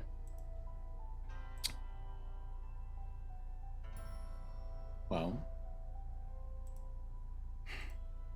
this might be in your field of study. I suppose I don't need it now, seeing as everyone came along, and I just hand you the book back. Right. I'll make sure I've got it, I'll make sure to go ahead and bookmark it real fast. Okay. And then I go... Right. Someone should probably remain near the cart just in case. Unless... And then I look around. Are there places in the school to take Okay, Yes. I'm just gonna guide everybody to wherever like the stables Yep, on there is campus are. just off of the courtyard. You usually go either straight forward, which you know has the kind of magic glade that Deidre sometimes will sit and have tea.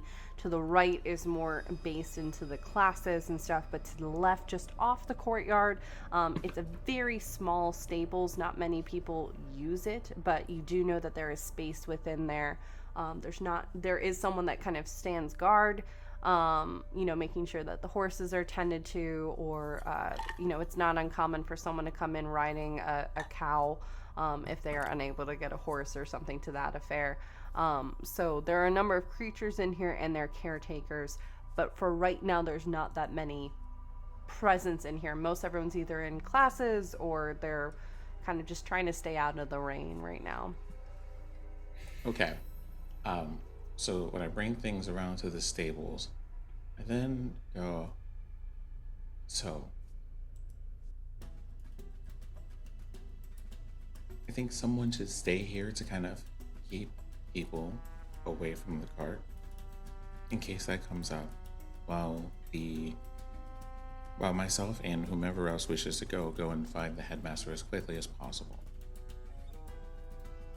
I can stay here and do this, and I just point at the pile of hay and do druidcraft to make it smell like it's skunk. Sure. So that gives people off. I don't know this person, so I'm guessing you'll trust them. So I'm just gonna stay here. I started doing your accent. What is my accent? Oh, I could stay here actually as well. That I'm pretty quick. In case Toby needs anything, I can probably get between the groups rather quickly, and I do know where you're going.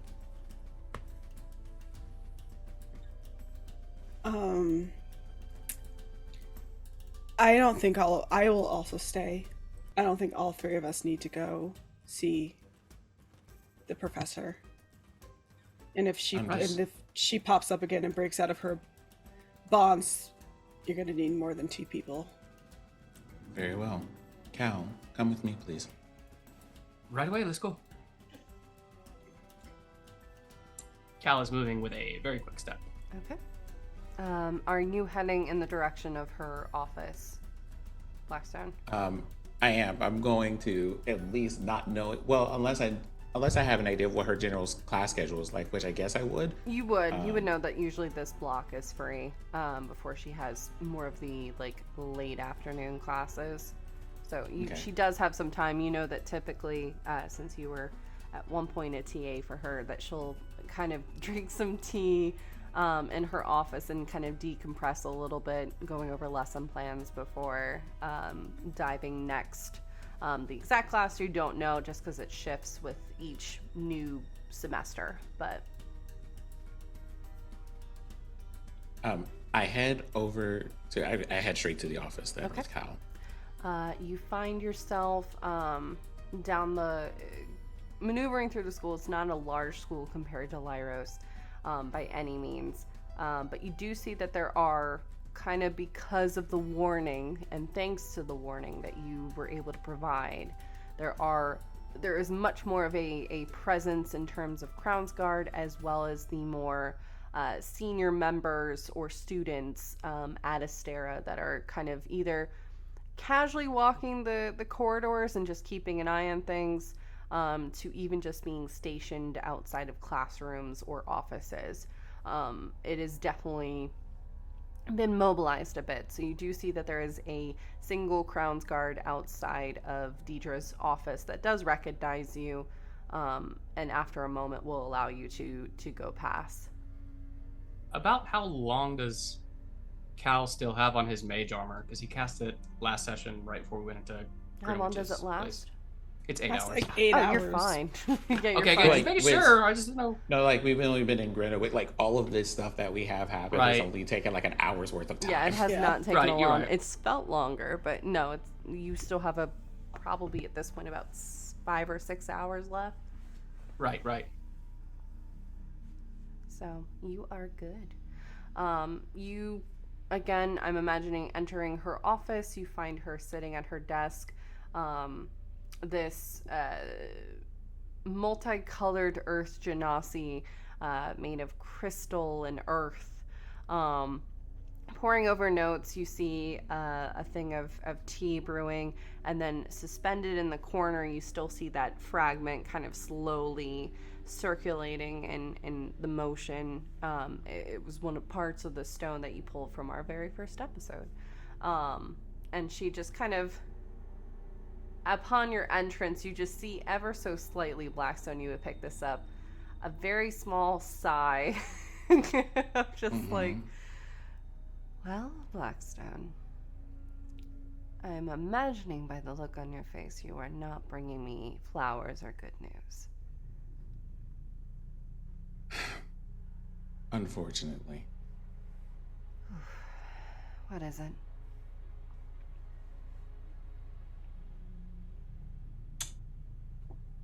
Your sister is in trouble. And you see her eyebrows knit for a moment. I don't have a sister. And I give her like this real as particular, as intense a look as I can give her. Sure. When I say that.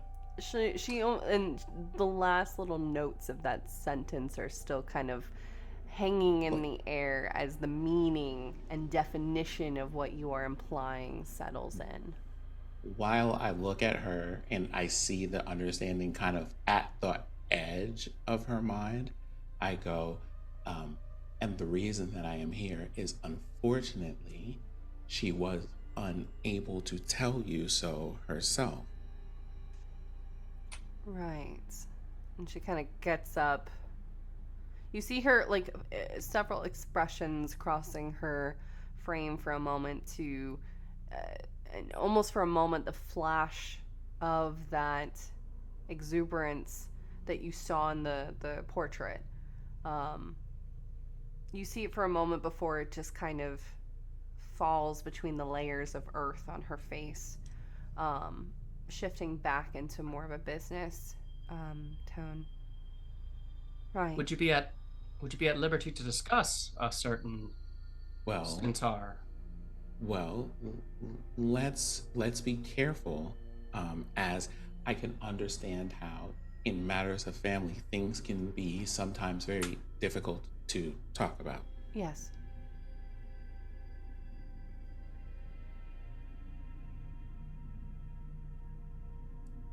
Although I'm not necessarily certain if that applies to you, but if it does, I have done some reading on how to make those talks easier. Sure. And Cal will open up the book to the remove curse spell and just kind of hold it in front of him and raise his eyebrows up.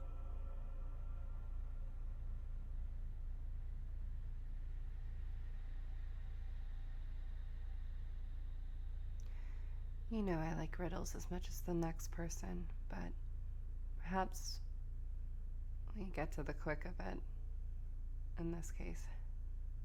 Do you understand how a magical chaos works? Of course.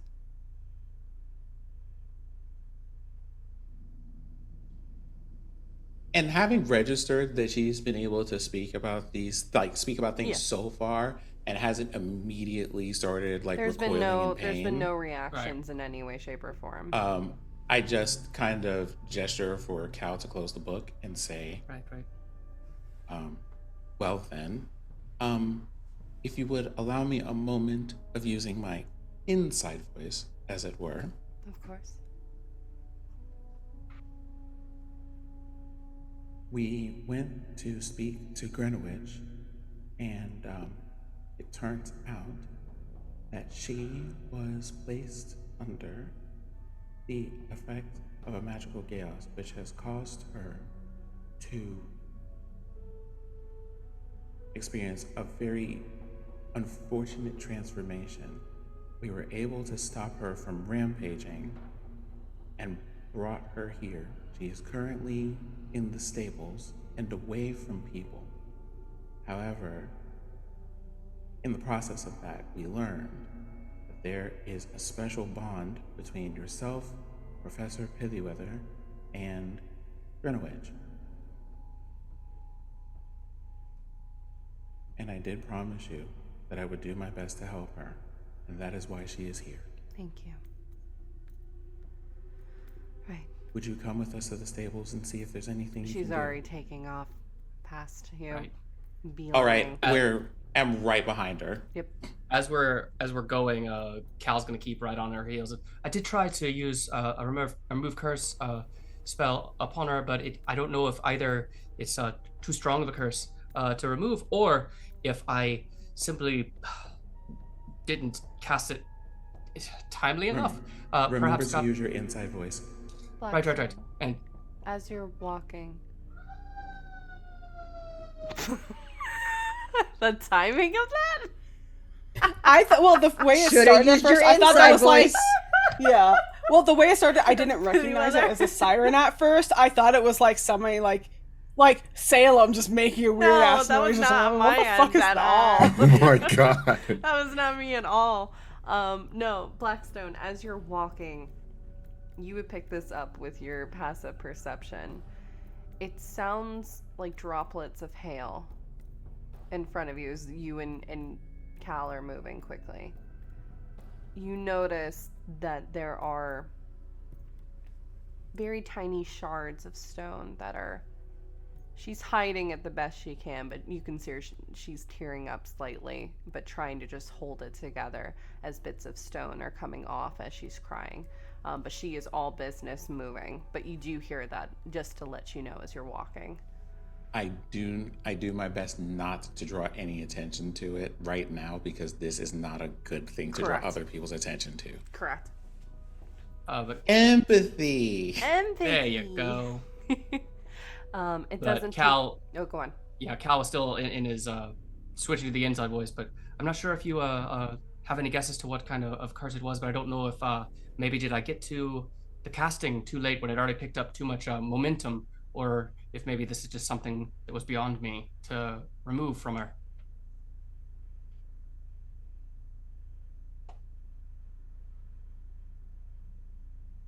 Oh, okay, all right then. I'm sorry.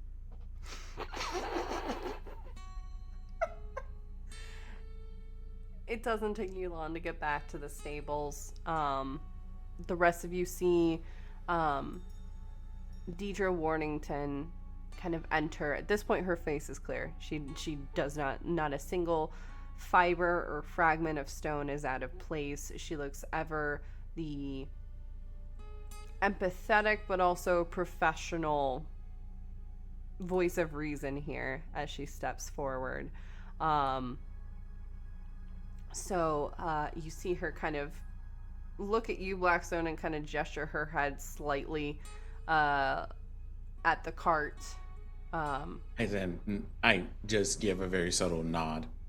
Right. In response. Okay. Henry, you see she starts looking towards the back of the stables, and you do see that there is a large Goliath that's kind of just mucking up a stall real quick. Henry, these students have brought me a very special order, and it's rather large. Would you be able to carry this discreetly? And she gives a particular look to Henry, who just comes over. Goliath has blonde, messy hair, grayed skin, wearing very dirty clothes, rather. Kind of gives her a look for a moment, nods, and then will start to kind of clear off some of the stuff on the cart very carefully. Stop it. Will start to carefully extricate Greenwich from the cart, still kind of keeping her covered, and then we'll head off towards the direction of Deidre's office. There's a lot of professors' names bouncing around in my head right now. So you see that happening, and she quickly turns to all of you. Thank you. Henry is trusted. I cannot thank you enough for doing this. For bringing this delivery to us. You see, she kind of just puts on a very performative, there's a warning look in her eyes as she kind of looks around.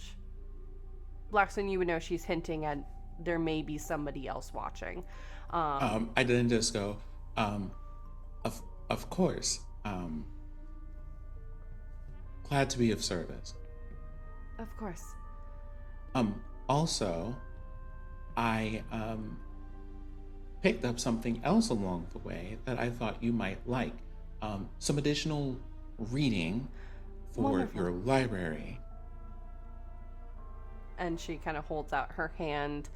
You see ever so slightly there is a slight shake to it that she quickly kind of just, this rain and old bones just make you a little bit achy, but she will take the materials if you are offering them. Can I, ask a question before this goes on? Is she acting at all suspicious or weird? I remember you said something about a sister ship. I just want to vibe check the situation. Why don't you do we an weren't insight in that check? room. Why don't you do an insight check with that? Cool. That is a natural 20. No. You can see that her brain is processing a lot of things at once. Okay. She's trying to be performative, and you do see every so often her eyes linger up to the upper right of the stables, and she keeps eyeing something very acutely and then quickly turns back. It's not, the smile doesn't reach her eyes. Okay. Can I see what she's looking at? You look and you don't see anything. Professor, there was one other question, as I know that we have some upcoming classes and exams that I did want to discuss with you in your office, if you wouldn't mind. I think at this time, let me peruse this material, and I will be in touch with you soon. I know you need to get this cart back to Greenwich's shop. Buttercup here will get a little bit nervous being out in the rain for too long. That is true. Cal, would you mind handing her the book? But when you do, please earmark the chapter with the more concerning bits, as it were. She'll need to know if she's going to help.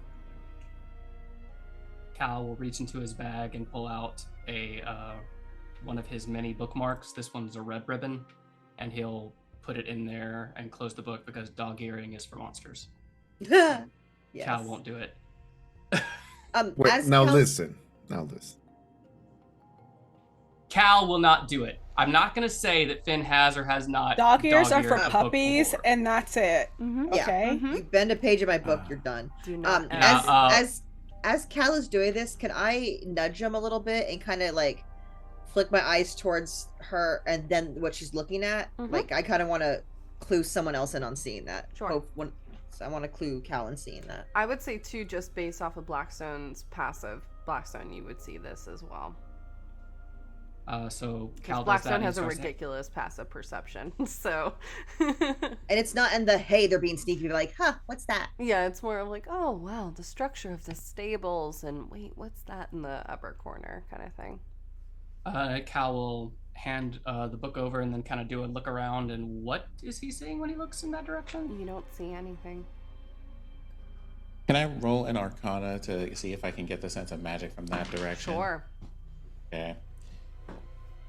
That is a 24 on Arcana. Big, old spot of magic emanating from the corner where two of the pillars are meeting. any sense of what kind of magic it is, or do I need like a detect magic spell to tell me more about it? You would need to detect magic in terms of knowing the specific nature of what this is. So, first to the professor.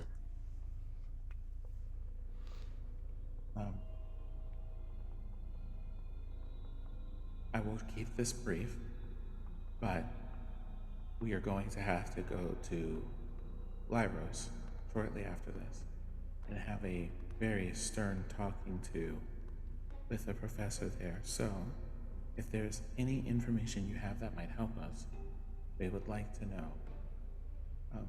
It will be a very unpleasant visit, and I am not sure what will happen after we make it.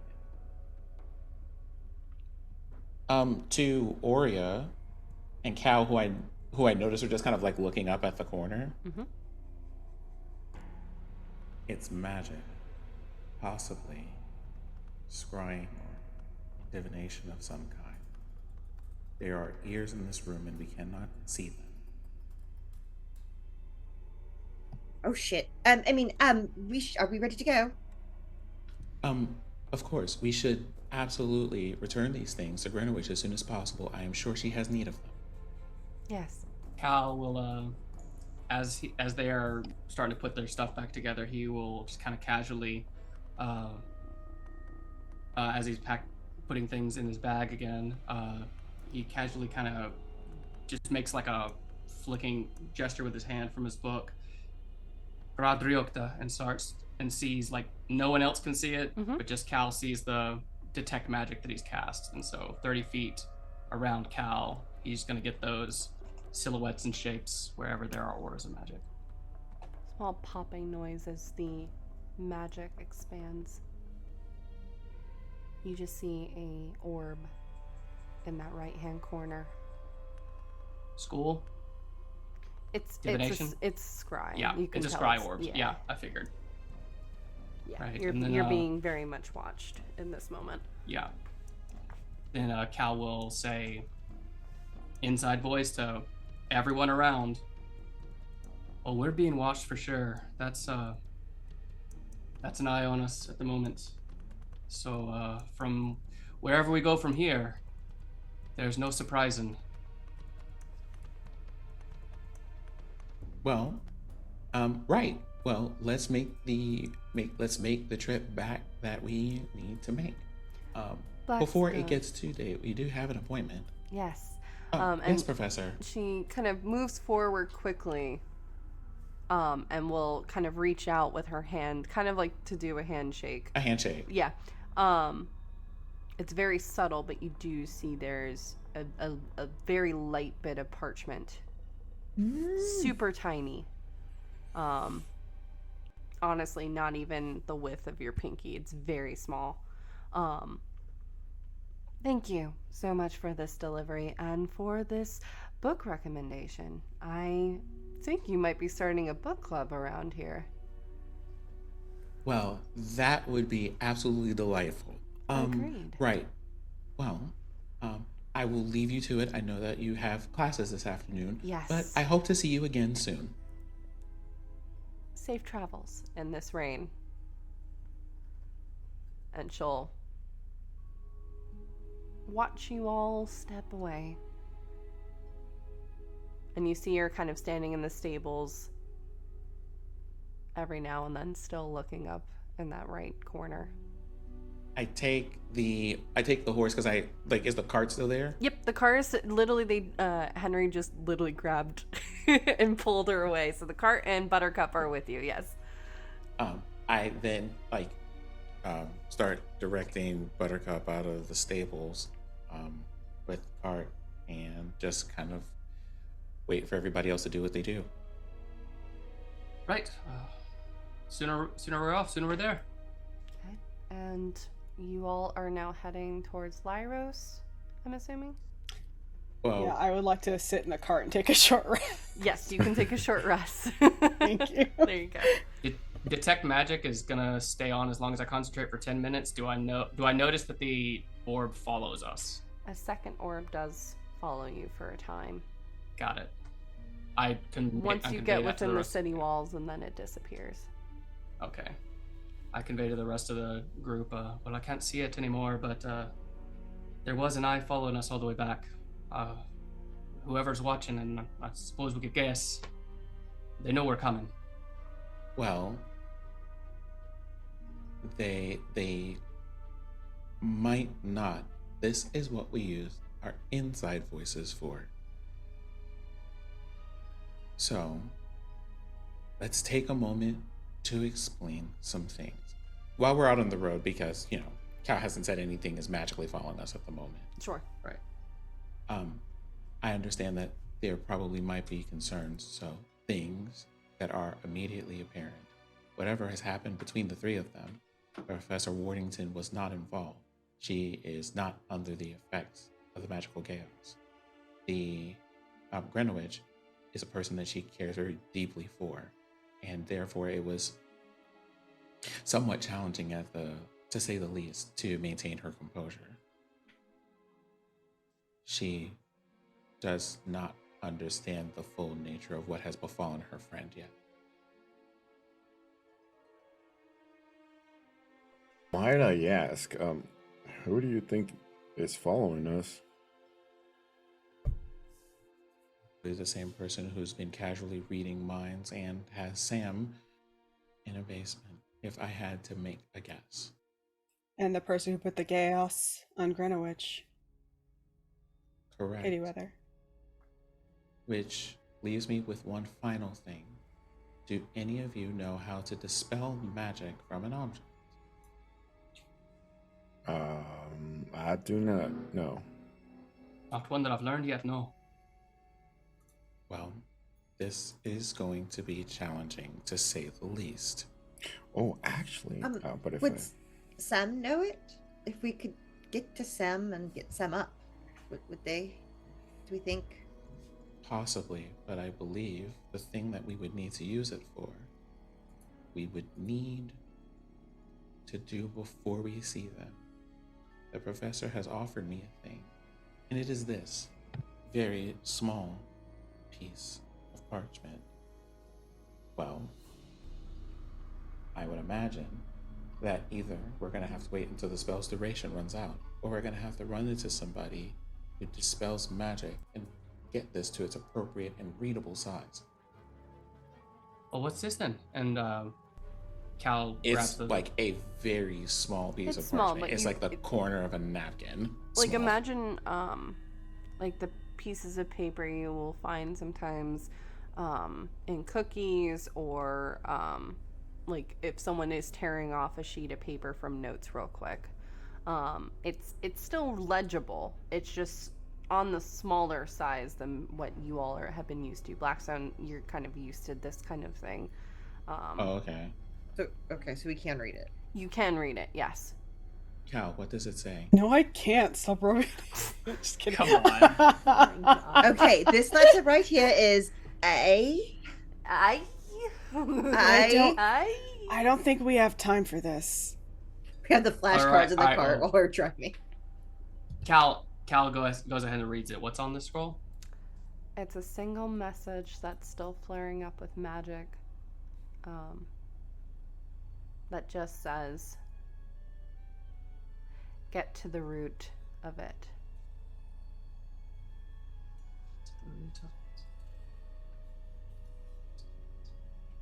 And after a couple of moments, the magic scrawling disappears. It's just a blank sheet of paper. Oh, it's just a message. It's, just said get to the root of it. What tree? I suppose so.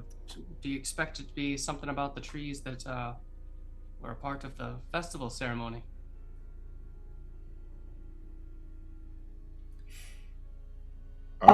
Greenwich's shop was in a tree. But if we're wrong, and we think it's in the roots of her shop's tree, we're leaving Sam with. We're leaving Sam there every moment. Cal. Well, we have to stop by Greenwich's to drop off the carriage anyway. We could. Can I make it. an insight check to put together like to see if I can narrow down the amount of meanings there are to this message? Yes. Knowing Deidre, yes. Because I was either going to make you roll or Cal roll. Okay, knowing Deidre. Okay, that's fair. Yep, that insight is not doing. My passive is higher than what I just rolled. I'll say that. Got it. You're not sure what Deidre could be meaning. Cal, I will allow you to roll a history check. Sure. But the DC is going to be higher now because of Got it. the check that came before. Got it. Okay. History check. Come on, that's 20. Be good to me. Be good to me. You do have an inspiration you have not used. And that's what I'm going to use. That's a D8 for the inspirations? It's a D12. D12. Much better, much better. We like that. That's going to be 18. Okay. Takes you a few moments. It's been a couple of days and there's been a lot happening. But a memory surfaces of Sam collecting you from the courtyard at Lyros, taking you up to Pithyweather's office for the first time, and Pithyweather speaking to a series of plants that were on the window.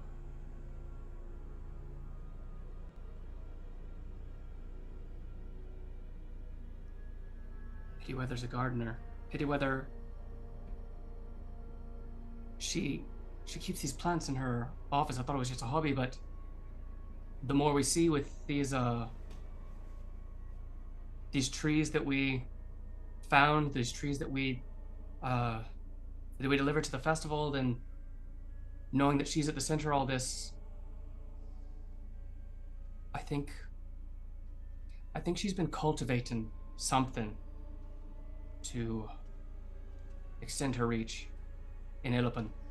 And I don't know if it's just that I want to get Sam to safety first, but I really do think that she's the root of it all. She's the one. She is the one twisting the vines, if you would. And I think the answer is going to be in her office, in her keep. Can I just say, out of character, god damn, that's some good storytelling. Because I absolutely did not remember that fucking talking to plants shit at all. Totally overlooked it. Yeah. Oh, I've been sitting on that for a long time. Okay, with that thing that Finn just said, I would like to roll for a very random thing. Okay. Which is, can I roll? I'm guessing it would be history to remember. Sure. If Greenwich has had similar plants in her store. I'm not going to make you roll for it because you all have done such investigation for it. The memory is still encoding in your brain. She does not have similar plants at her store. Okay, so this She's is more one of a those. collector. She's not a gardener. Okay, so we will need to do something with the plants in the window. I'm not sure what they are, and I suppose this is it. We are getting into the, I believe the phrasing that you use is into the lion's den. Question. You said they were next to her window, right? Right, yeah. She keeps them on the windowsill there. Could you point out her window? I could just go to the window. Oh, you'd have to be very careful there, dear. We're quite wanted on the grounds of Lyros. If someone saw you just flitting up to the window.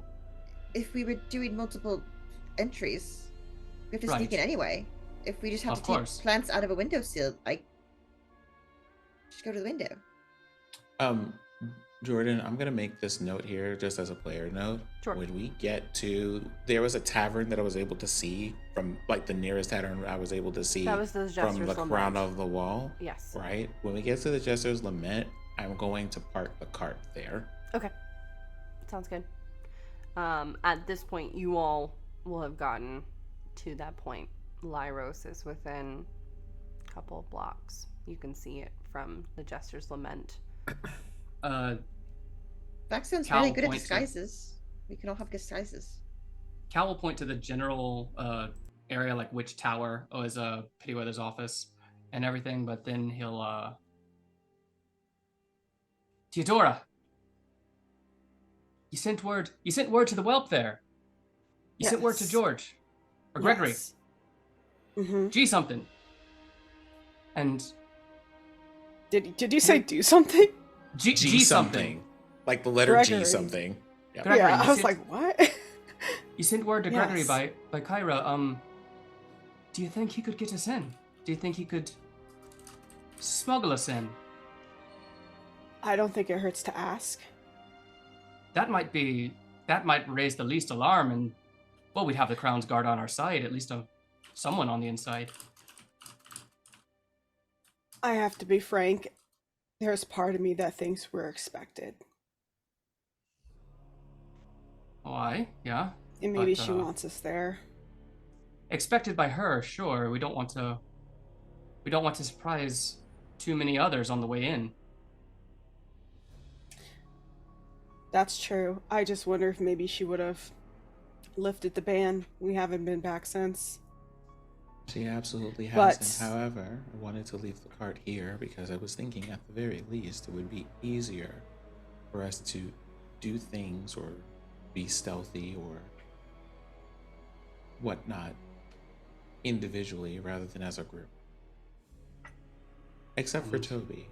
I don't think Toby was necessarily implicated in our affairs, and therefore might have an easier time entering the city than we were. Toby was acquainted with the professor. Toby was brought there by the professor. Right? Did you still have a good working relationship with the Professor, Toby? As far as I know, yeah.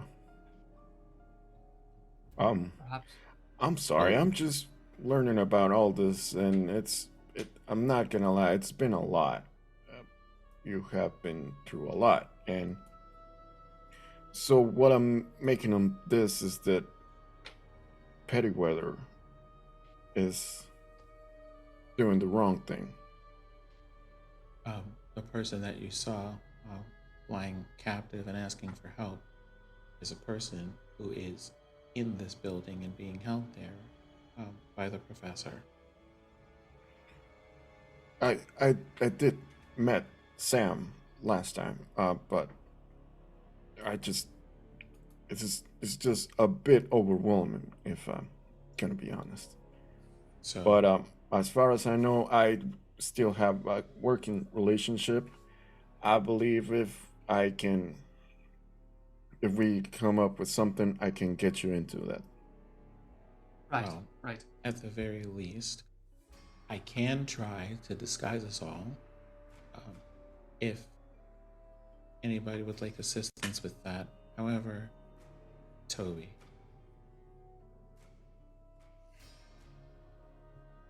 you are in a certain level of danger because the professor just, will casually pluck the thoughts from your mind and read them. Okay. And if they get wind of what you are here to help us do, that also makes you a target. For that, I apologize. However, I think she already knows. She was scrying on us.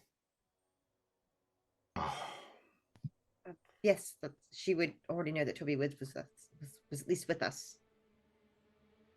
But I don't mean to be rude. You've been very polite and very nice. We've told you a lot about someone that you particularly trusted an hour ago. Are you okay with this? Not really. Not But gonna. are you okay with accompanying us with this? This is a lot. It doesn't have to be your mission, Toby. We don't mean to bring you in against your will, but well, Sam's our friend, and regardless of all that we don't know for sure about the professor, we know he's in danger, and we can't sit on that. I know Sam, and I know Sam's in trouble. So I'm not gonna go. I'm gonna help Sam, too. So right now, as I see it, we're all in this together. And pretty much if you said that somebody was watching us, they'll be expecting me. However, I can actually go into there and transform myself into an animal of sorts. Right? And I can try and rescue Sam by myself. Oh, I'd be. I don't think anyone should be by themselves for anything at the moment. No. With the professor's heightened ability for mind reading, I feel as if she'd pick up your thoughts before she'd pick up your person. If you catch my meaning. What I'm trying to say is I can try and go in while you distract this Pithyweather. Oh, so we draw her attention and you... And I go inside there and I get Sam. Oh, it's definitely worth a try. We can try doing multiple things. Divert her attention, divert the guards. And I'm sure go if after you're... Sam, if we make a scene, I can go for the window. I'm sure if we get her attention and you go in, we could be able to change course on that, as we see. All right. DM, cast identify on that. Yep, crystal on the way here. Sending that to you. But it's perfect because now you'll see why I was freaking out. This crystal is a crystal of suspension. It has one use. When shattered, this crystal will target up to 3 creatures in a range. These creatures or humanoids will be locked in crystalline prisons outside of this plane. It basically... That's why I was like, you're dropping a nuke in this shop. What are you doing, Finn? Oh, there goes Ampistrano. Like, new campaign next year. Well, technically it would only be half the party. Yeah. Right. Well, yeah, the ones that would be able to stop it. The only way to return is with a specified word used by the person that threw the crystal. If they are also grabbed, y'all would have been fucked. So that's why I was just like, oh my god, please catch it. Oh my god. Okay, but here's the thing. When he dropped it, he would have been like, oh fuck, and then That'd be the word. I would have come in and been like, oh fuck, and it would have just that's the suspension or suspended state that the crystal means. It's basically a banishment essentially. We could throw that at Pithyweather if we needed. Right. They would have to make a dex save, but yes. A smash well, head like wizard. an egg. She has no dex. Let's be real. I would. Should we come to a desperate situation, or should we see the opportunity? I would say this could be the quickest way to remove the threat in the moment, and well, I think it should be held by the one with the surest throwing arm, and he holds it out to Blackstone. You're the most accurate I know. Well, that's true, but also the amount of stealth that you possess to just simply remove this from my satchel without even thinking about it. I feel like I've accomplished my journey here and just flake the crystal and put it in my bag. Wow, Finn. He reaches into Blackstone's bag, just rummages around loudly, what and then stuff takes you his got? crystal out. I can't wait for this apology video too. We're gonna have It's gonna be a long one. You got any Werthers in there? Yeah. Do you have games on your phone? No, it's now and later's, high chews, and Haribo candies. I just came out my nose fair. How dare you? God damn. I finally get to see it in real time. Do I see Gregory anywhere or anywhere nearby? Why don't you roll a perception check? Because at this point the rain is picked up. And I imagine you all are still. Hi, Duval. You came in at a perfect time. You are still trying to be stealthy. God dang it. Finn is That's gonna be a dirty 20. Okay. You do see I don't know why I got snotty when I said that. I mean, you have a right to. You do see several Crownsguard are within the area. Kyra at this point is flying back. And you do see further back there is a very tired looking, alarmed Gregory in full plate, moving as quickly as he can. You can hear him before you see him, kind of thing. You said he looks tired. It's like, oh my god, I thought I trained you better than this. You always be on alert. Why are you tired? It is 2 o'clock. Listen, you don't know what he was doing. Anyways. So, yes, you do see that running up the cobblestones from the opposite direction. Like Lyros is to the left out of the Jester's Lament, and he's coming from the right.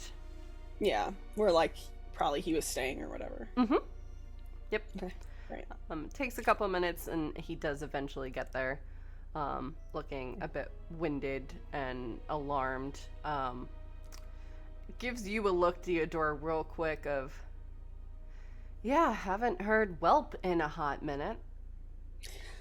Well, I knew it would get your attention, and we have a problem. There's a nicer way to say it than whelp. And he just kind of gives you a wink, but just a little bit of a... You see... I would say just from your perception, a little bit hurt. Little teeny tiny bit, but trying to hide it, you know. Come on, you know I always meant whelp affectionately. For sure. But if you prefer to be called something else, you can let me know later. Mm. The note said whelp with a parenthesis that says affectionate on it. Yeah, whelp affectionately. Yeah, it's got an emote on it. yeah. Cal's over there just feeding Kyra some trail mix. You did a good job, girl. Thank you. There. I hold out my hand for whoever has my bracelet. Oh, here you go. And he will drop the you. bracelet back. I knew you would know it was me if I sent that with it, the note. Well then, take it there's some trouble going on. Yeah, I think I'll I'll take some time to give the as brief a rundown as I can of what's happening. Okay.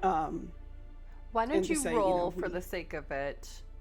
Roll persuasion, because it has been a bit since you've really chatted. A lot of the stuff is definitely out there, and he's taking in a lot of information very quickly. Can I give him? Can I give advantage here by using telepathy to give a movie to everything that Theodore says? Sure, there's a montage. Yes. Oh my god! Okay, so my first roll was a 17 on the die, and this one's a nat 20. Oh, let's go! Okay. You're Blackstone! Love that teamwork. You see, it's kind of like that anime moment where just all the little, things are popping up around his head as he's just very confusedly taking all of this in. Oh, migraine. That's a lot. Okay. Alright. So, what I will do, I'm going to alert the Crownsguard that are on the campus, that are loyal to me, that I know that are loyal to me. And we will see, I'm assuming, by the look on your face, Theodora, you're going in. I don't think we have much of a choice. I agree. Okay. We will try to give you backup to make sure that those that are loyal to others don't get in the way and give you that coverage. Right. Okay, thank you. Sure. I owe you.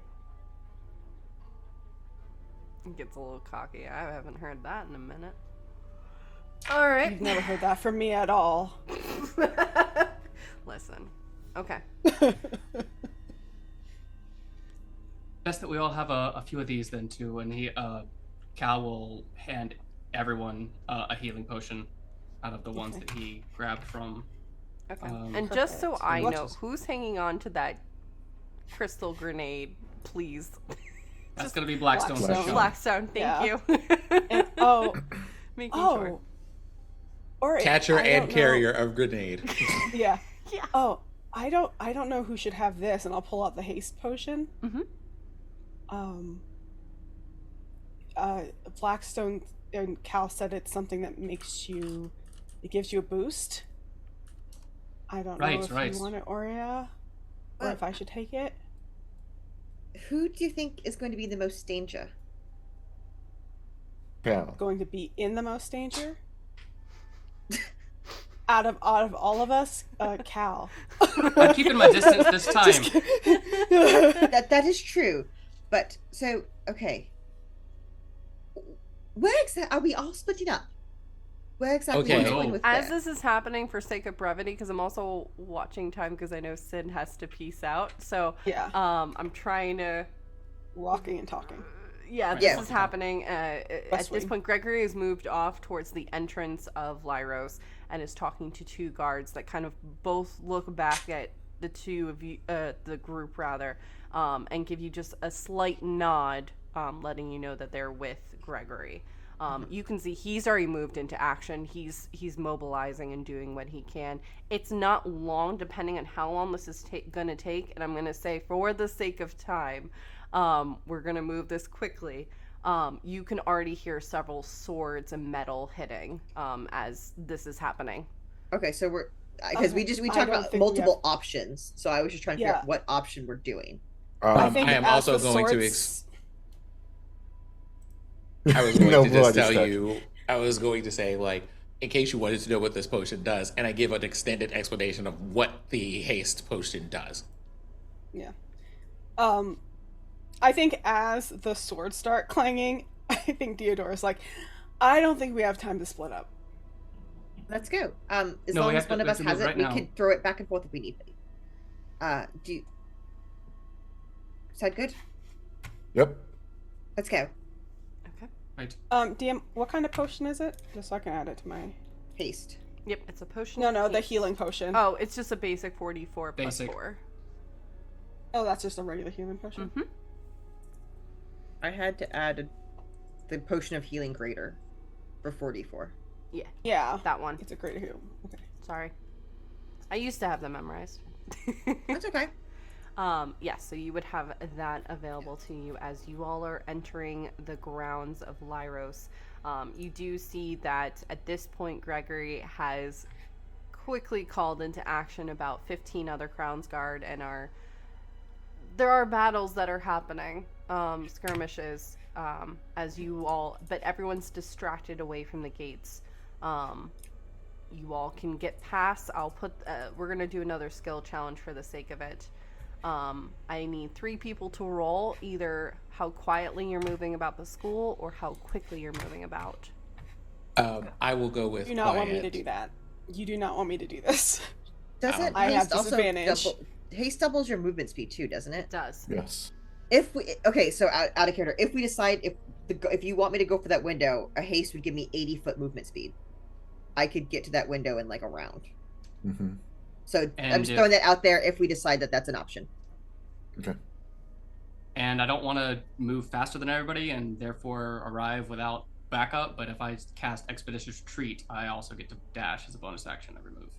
The other thing to consider, though, is that if they have the haste potion, whoever gets that also gets an extra attack whenever they use it, and that could be useful when we have to deal with punching people. Mm-hmm. Yeah, I'm not saying that I should have it.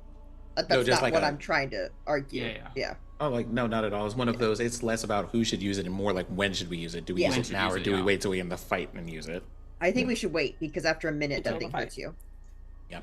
All right, who's rolling? All right, so I guess me. Okay. 1. I'll roll. 2. I'm rolling for moving quietly. Okay. Who's the third that will be rolling in the skill challenge? If we're rolling for how fast, is it a straight dex? Yes. We got a plus 3. If you want to roll for stealth to get us there quietly, I'll roll dex to get us there quickly. I see you. Because I have we're gonna use our dex to our advantage. There you go. Mm-hmm. Okay. And someone else got to roll.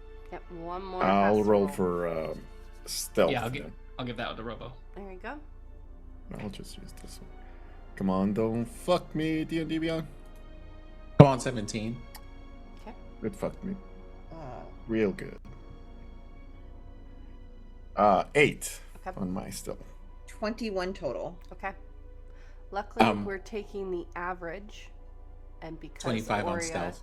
and Blackstone rolled high, you go quickly and unnoticed. Save for when Toby ends up going by a armor knight in the hallway. Just one of those, not an actual person being it, just one of those kind of standing as decoration. Kind of knocks into it while just nervous. No one notices as you all I progress. pick Toby up. Gust I of pick wind from Toby up, put him my, up. my wing goes up to push it back. I pick Toby up and hold him under my arm like a foot. Look, I don't know. Sorry. While you are discussing the point that Blackstone has just brought up in our Zoom chat, I'm suspecting y'all are just beelining to Pithyweather's office, correct? Okay. Mm-hmm. You find yourself at the familiar courtyard. To the left is the library. You turn right, heading down the corridor. Rain is still pouring through as you are walking past the windows. You find a solid wooden door at the end of the hallway. You know this, Cal, to lead to the tower that is Pithyweather's. There's no locks. Do you open the door? Yeah. Okay. Open the door, and you find that there is a spiral staircase leading up. In our equivalents, it would be about 4 or 5 flights of stairs. Yes.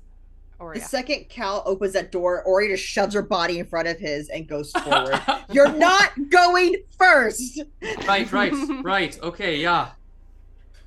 You head upstairs, eventually finding yourself at the familiar door, also unlocked. Enter. Oh, yeah. You find very disorganized. Cal, it's a little bit of a contrast from when you were here a couple days ago. Everything's disorderly, it's chaos. There's ink blotches on paper. It looks like at one point someone threw something and there's blotches of ink on the wall. You do see that there are a line of bookshelves right by the windowsill, which does have several plants on the sill itself.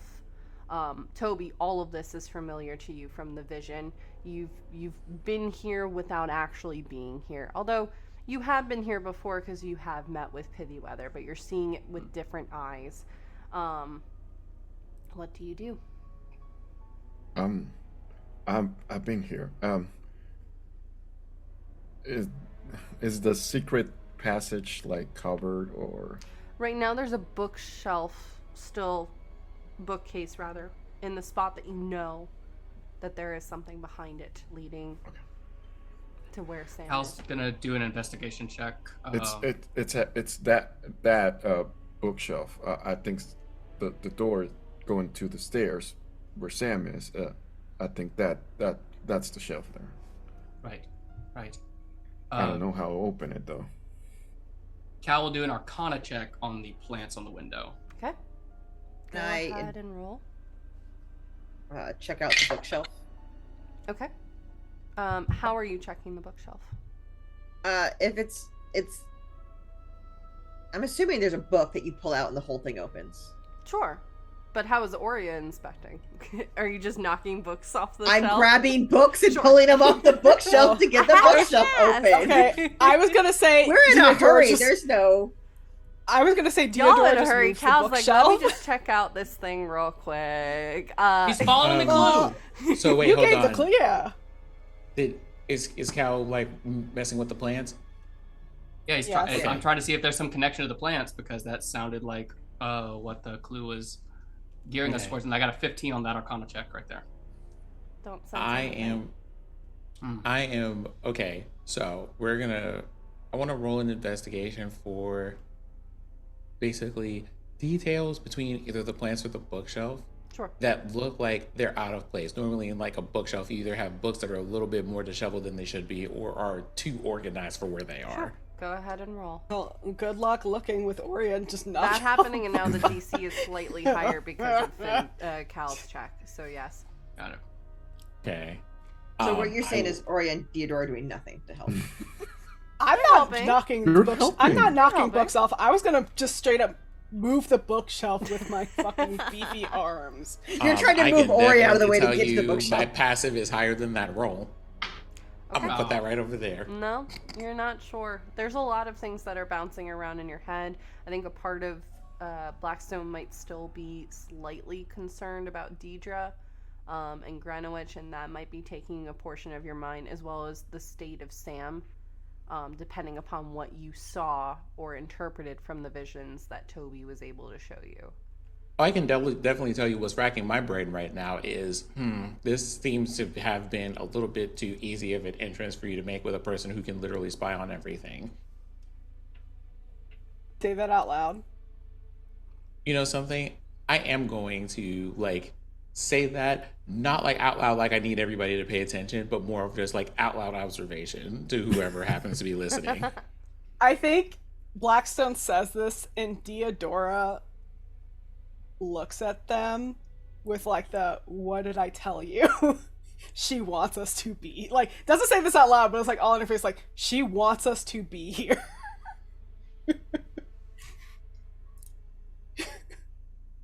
But the secret passageway is still not opening, right? You've been knocking books over, and after a few minutes of flailing novels going through the air, the third bookshelf from the window does eventually sink into the wall and then part to the right. Right, okay. You find that familiar, Toby. You've seen it in the vision, that passageway. All right. I'm going down first. Are you sure you want to do that? Yep. I have not put you Right. down. You don't get a say. No. I'm Toby. joking. As you enter through the doorway, I need you to make a dexterity savings throw. Of course I do. You know what? Let's just roll with this. You know what? I'm not gonna use D&D Beyond anymore. That's a 9. Okay. A shock of electricity comes from the very top of the doorway. You see, Blackstone, you would probably pick this up first. Very small, very almost imperceptibly, there's a small crystal embedded into the back of this bookshelf. You couldn't see it before, but now that it's moved, it's there. That's the source as it comes surging down. Toby, you will take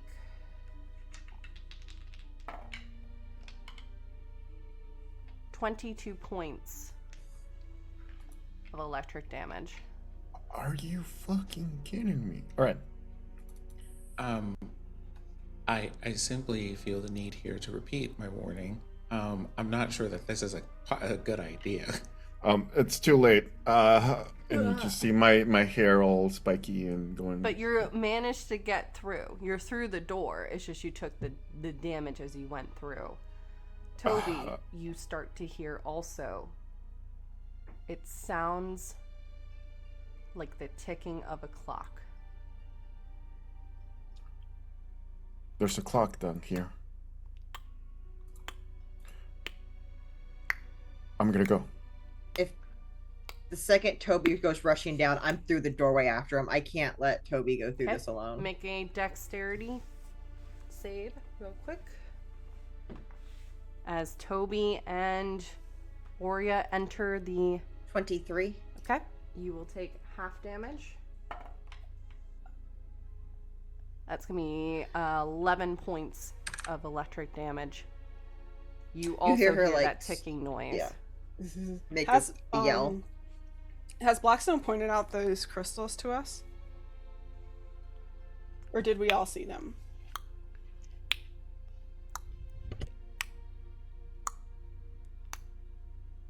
Can't hear you there. We Can't can't hear hear you. Jordan. Oh, I'm just talking. I'm not actually saying anything. I'm Oh, just doing we okay. didn't hear that either. Oh, sorry. I was Wait doing a tick minute. tock, tick. I see tock. what's. I suppose the shelf has a timer, but also that crystal up there is causing problems. Yeah. And I just point at the crystal just above, like, the frame of this thing. Can I smash it with my mace? You can certainly try. Oria If I and see Diodora Toby- getting ready to smack it, I just go, normally these things are magically protected. I don't know how that's going to, and I don't even finish the Go sentence. ahead and make another dex, because it's been a few moments, and you can hear from up above you the crystal powering up again, as there is going to be another surge of electricity through the stairs. Well, that's an 18 What if hit I'm the not- crystal. What if I'm not standing on the stairs? It's this I'm entire flying. hallway. I'm It's flying. It's this I'm not touching entire- anything. It's not the It's the stairs whole thing. itself. It's Okay. this entire Look, space. I was gonna try. Okay. I know. I realized I wasn't being clear. It's this entire space, April not was just like, the stairs. Okay, but I'm fucking flying. But actually, though. I'm not touching Bitch. anything. I'm flying. I am not. I am grounded because I'm not on the ground. Okay. Does an 18 hit this fucking crystal? 18 does hit. Go ahead and roll damage. 10. 10. Break it, Okay. break it. 11 break it. damage. 22. It does, Oh, I have 2 attacks. It Oh, does okay. shatter. It doesn't have a lot of hit points in it. Got it. Okay, great. However, as that is happening, Oria and Toby are going to still take damage as it's just able to fire off this last shot before Diodora is able to smash it. So that will be another, I rolled low, 5 more points of electricity damage both of coming us? through. This is, the crystal has shattered. You all hear Right. the sound There's of a the surge. ticking noise stop. Diodora, can you go ahead and also, this time, can you roll me a con save? Because you are getting the ramifications of this as well. Yep. You were connected to it. Okay. Con save is gonna be 17. Okay. You will take 2 points of electric damage. Just a little shock. Okay. The ticking noise stops. I'm gonna chug my healing potion. Okay. Maybe I should go first, Right. and I will shove myself in front of Toby and Oria. Sure. You head Are we downstairs. Okay. What How was that? many? I thought we were already going down the stairs. I thought Yeah, I was... they had started. We were- Diodora said, "Let me go first," and was, I imagining, pushing Yeah. past. Past you guys. Yeah. Oh, okay. I thought I was still going. Okay, cool. Okay, Cool. you can still be going. That's totally No, fine. that's fine. I don't care. I just was trying to figure out where we were then. I got really I confused grab you by how your Diodora ankle was and there. pull you back. I grab you by your ankle and pull you back. I'm just like flying as hard as I can. I'm like, that stairway goes forever. And you are going downstairs for a while. It takes you about 10 to 15 minutes of just solid going around this spiral staircase into the depths of the earth. There's a Show of hands, who's tired just thinking about that? Oh, yeah. I'm out of breath. Before you is a long corridor, and at the end is one more door. Arcana check. Okay. See if there's any magical traps they can pick up on. Ooh, that was just the worst roll I could have made right now. That's a 10. It seems fine. Yep, sure does. I'll open it. Traps in the room, or is there a door? There's a door. It's a wooden door. Oh, okay. Does it? Okay, mage hand. Let's learn from our mistakes. Okay. Learn from these mistakes. You cast Yeah. Mage Hand. Are you using Mage Hand to inspect the door or to try to open it? I guess we'll start with. Are they inspecting the? I guess I'm going to try to use Mage Hand to ask the party, hey, do you mind if I use Mage Hand to open this door at a distance?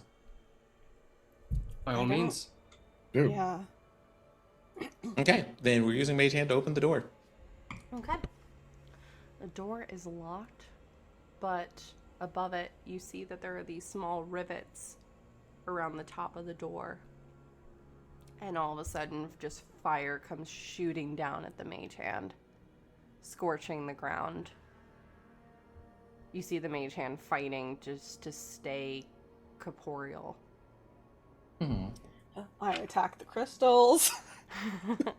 After about a minute, the fire dies down. After a minute. Do we hear? Y'all just like y'all ticking? just see like no, y'all just see roaring like fire Yeah, for a whole it's- minute lighting up the hallway. Yep. And then it disappears. Then it disappears. Yep. Do we hear ticking? No, there is no ticking. Okay, so it's not like a resetting trap like the last time with him. No. Cal will use his mage hand to see if the trap did reset. He uses his mage hand to try to open the door himself as well. The door is locked. Yeah, but does it trigger the trap again when No. he tries it? All right. Looks like the trap's tricked. So, you know, say we just use a little persuasive measures to get through this door then.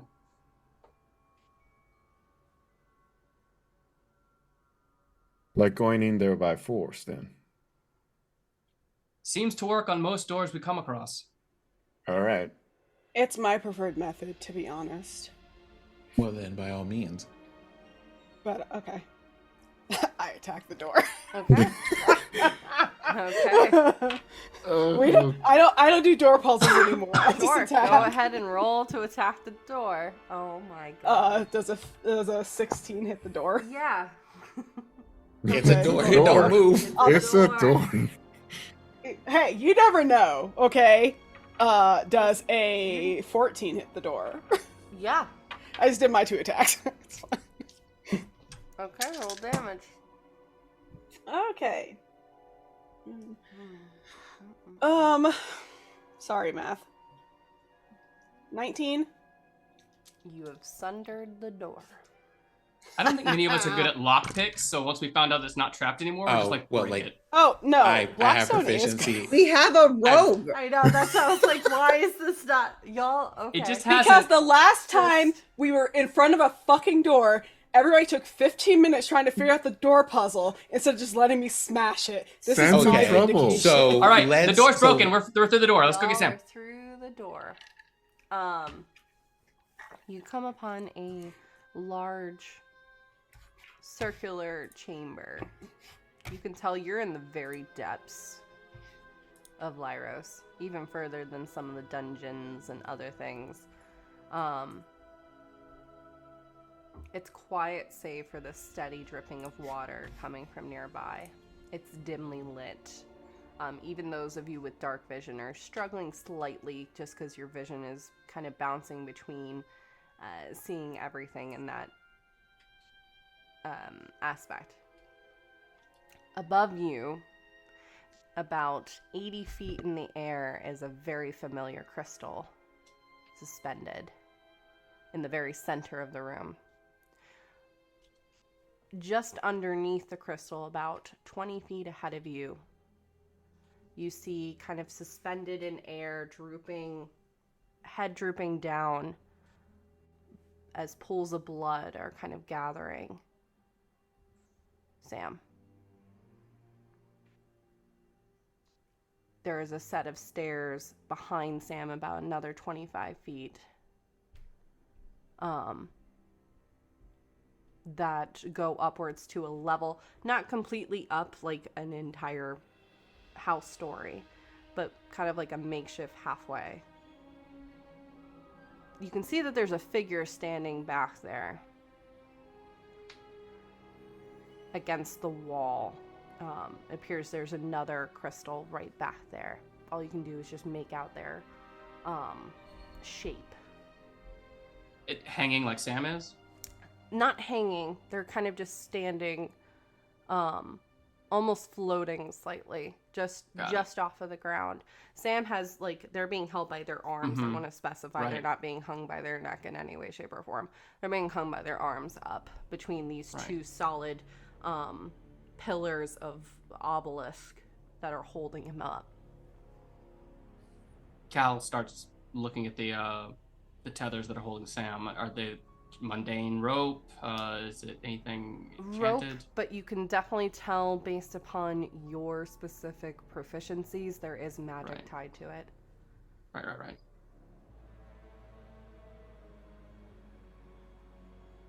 All right.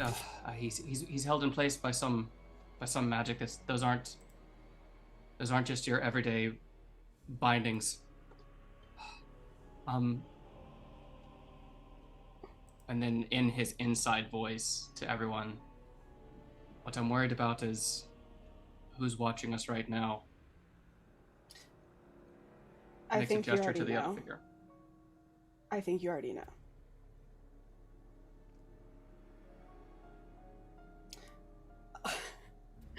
I think this is a bad idea. Doradora is just like, we can see you. You might as well just come down. But it's so much more interesting to watch this play out. You Oh hear my its God. voice reverberating through the room. Whatever you're doing here, Professor, I can't pretend to know, but we're just here for Sam. By all means.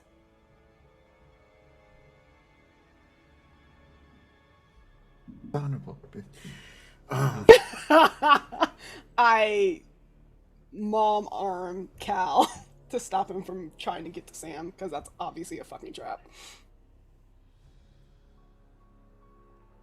What is it that you want with Sam? No response.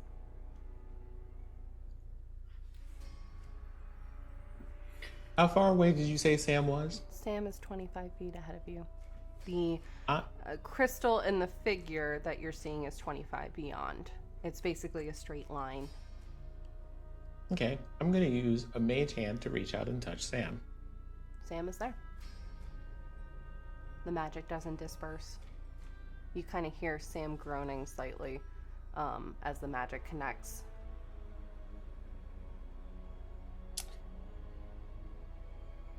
In inside voice, Cal will say to Blackstone, "Can you use that to start working on the knots?"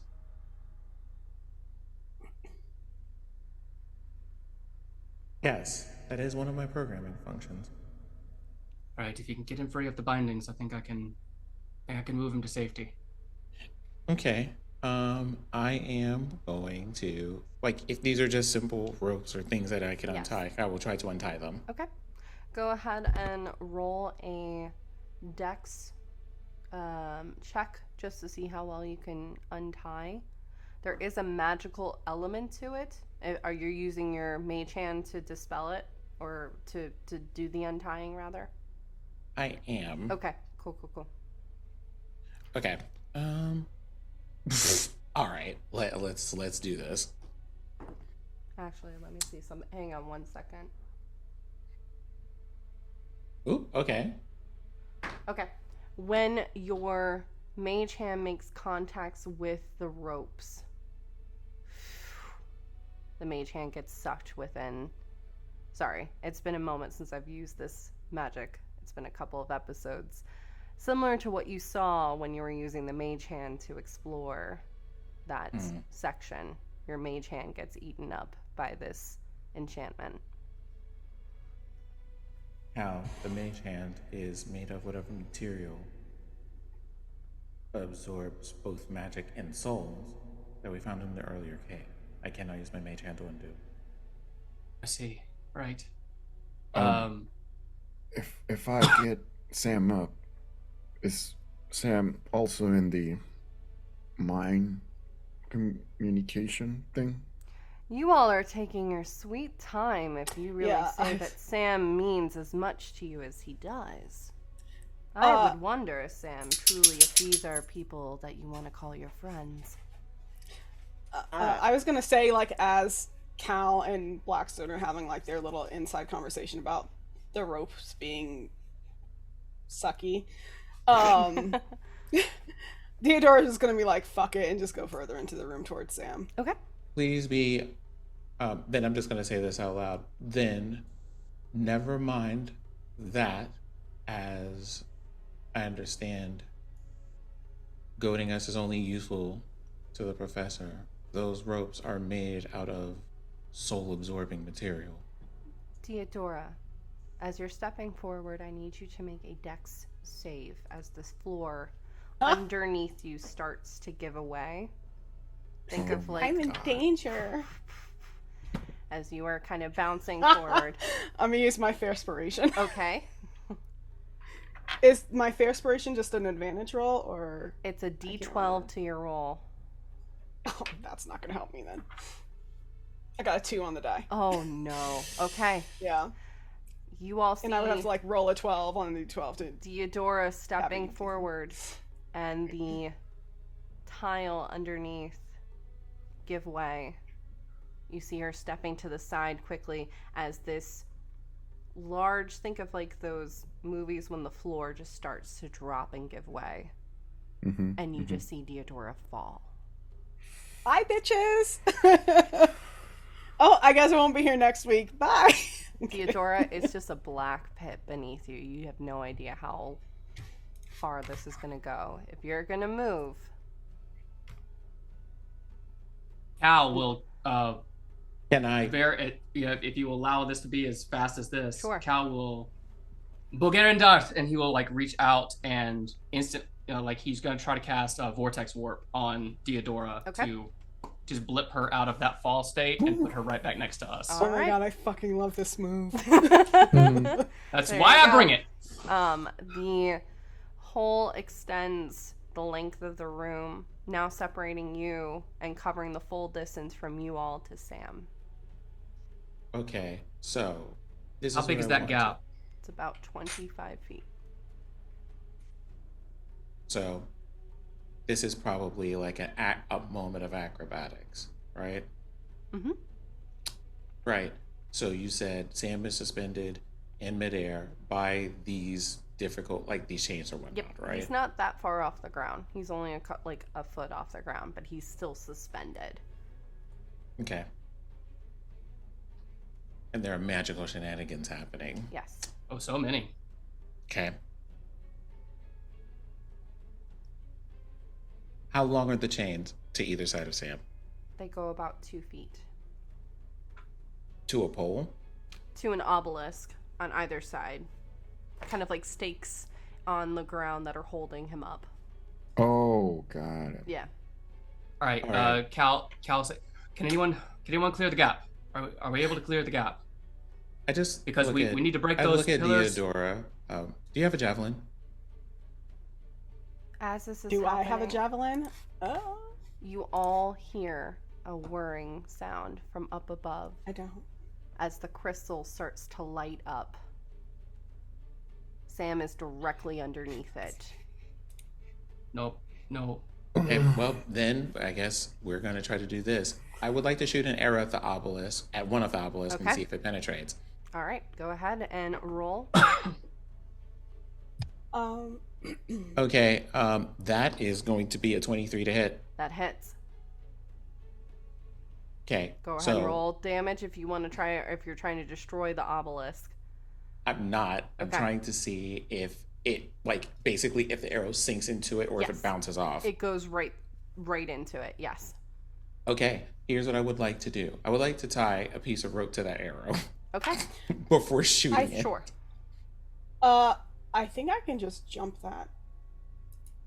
Whatever it's you're based doing, on it's your strength. gonna have to move quickly strength because is this 18. crystal's Okay, about so- to fire off. So Right. so basically I look at Deodora after shooting that arrow and say, well, if you can cross this, then I'll see you when you get there. And I take a running leap to swing across that 25-foot gap with Okay. this, well-impelled arrow and 50 feet of rope. All right, go ahead and roll. We'll say acrobatics to stay with that rope and this ledge, which as you were jumping, Blackstone, you just see a black, endless pit extending downward, hundreds, maybe thousands of feet. You're not sure. It is Okay. dark. And what's the So- horizontal distance across this gap? 25 feet. 25 feet. So, Okay, I didn't know if that was. I rolled a 14 on acrobatics. Okay. So I used an inspiration die. There we go. We That love gave that. me an additional 10. That is a 24 on your acrobatics Okay. check. You struggle as the full weight of the rope takes on your weight.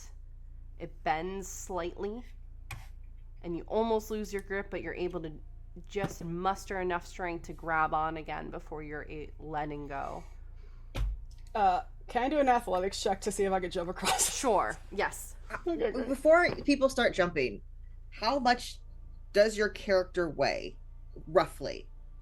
I just looked up weight. I could carry some people across. Like, people are jumping, and I have a capacity of 180 pounds. Well, I got an at 20, so I'm just gonna jump. Thanks. I got 27 to jump across this fucking chasm. Then you should probably bring Cal over there because the thing is, like, I can carry Cal and Toby probably together. Right. Let's go. I mean, then definitely do that because, like, the only reason why I'm doing this is because I know I have the like the acrobatics to do that nonsense. Yeah, same, but with athletics. So when I get to the other side, can I attempt to, I guess, cut Sam free? You can certainly try. Okay. Here we go. Wait, do you get those at level 5? Are there any plants here, Jordan? There are no plants down here. As far as you can tell. You can run upstairs and get those plants on the windowsill. But if Toby were to try to make plants appear, I mean, you're pretty deep within the earth. It's not unheard of that you would still have your connection to the nature that is around you. I can destroy this whole place. I'm just saying that. No. Maybe when we leave. Okay. So that attack, I guess, misses somehow? Sure. You're concentrating. You're also hearing popping noises as Diodora blinks over. That's kind of you're trying to still be aware of everything that's around you and happening. No, Boo. I jumped because I don't have my blink anymore. You jumped. Okay. The sound of Diodora jumping. I crit with that jump. I need you to respect that crit. Okay. Valid. You hear all the metal that Diodora has ever worn in her life clattering. It's clanking so it's loud. Epic. It echoes through this chamber, and everybody hates me for it. Thank you. Seeing Blackstone having a problem with the ropes. Mm-hmm. Do you need any help? Please hold on, and I'm gonna do like a little. We can do this. Prayer to the Lady of the Veil, and I'm gonna cast Fairy Fire in this room. All right. So now everything is glowing. You have advantage on everything in this room. The room illuminates a bit more. You see that there is a large amethyst crystal now on the back of this room, and that's where the figure is kind of by/in at the moment, just kind of watching all of you. The features are still a little bit. They would also have to do a dexterity saving throw if they want to not be affected. 13. No. Yeah, all you see is this. I rolled a 2. Fucking wizard. Oh, good. Bad hit So flexors. We also get advantage on them when they attack us. Perfect. So you all see this large crystal and the stairs illuminating. They're just watching you. It's a little bit harder to still make out the features because it's almost like they're within water. Everything is kind of shifting slightly within the crystal as they're watching. But you're able to get to Sam. You now have advantage if you want to get these ropes cut. Oria, can you get us over there? Oria's I already assumed that I took you over there. Okay, then Cal will go ahead and will cast Expeditious Retreat to Gotapeg so he can move. He can dash on his bonus action and move about. It only took a bonus action for him to cast that, so he will very quickly rush up, not right next to the pillar, but in range to. He's gonna breath weapon that pillar. Okay. He's just gonna take a deep breath in, and that dubstep sonic wah is gonna just come right out of his face. It has to make a save, so I'm guessing it insta fails as an object. Yeah, it's an insta fail. It can't move. Yeah. So I'm gonna 2d10 for that of damage. I just had these. Where did they go? There you go. That's going to be 14 damage on that thing. Can you make a con save as you were Sure. breathing that out? And save, that's a 16. Okay. A bit of electricity bursts from that pillar as you're destroying it. You take 9 points of electric damage. Got it. But you said Cal's destroying down. it? Just kidding. But destroying it. That pillar holding Sam up, and you all see Sam immediately like falling forward, still being held up on one side with the other pillar, but is one hand is free. He's unconscious and making noises. Okay. I want to get in position for when the other rope is cut, then I can catch him. Okay. And then everybody has a healing potion, right? Everyone should have a healing potion. Okay. I use mine, but yeah. Yeah. I might feed him my healing potion since he's so badly hurt. I got you on the healing. So what I'm thinking about is, why am I talking to my character? I can just go to Sam and actually heal Sam. Yeah, but wait until the rope is cut, though. Yeah. Yes, we need the other rope cut. Who's cutting the other rope? Powers. I'll He's work got on some the. juju on it right I'm now. still over here, Okay. so I'll just work on that. Do you want to go one. at it again? Yep. Okay. That one worked a little bit better. That is a 24. No, wait, 23. Go ahead and can you roll a con save with that as well? Okay, roll a con save. That con save is a 13. Okay.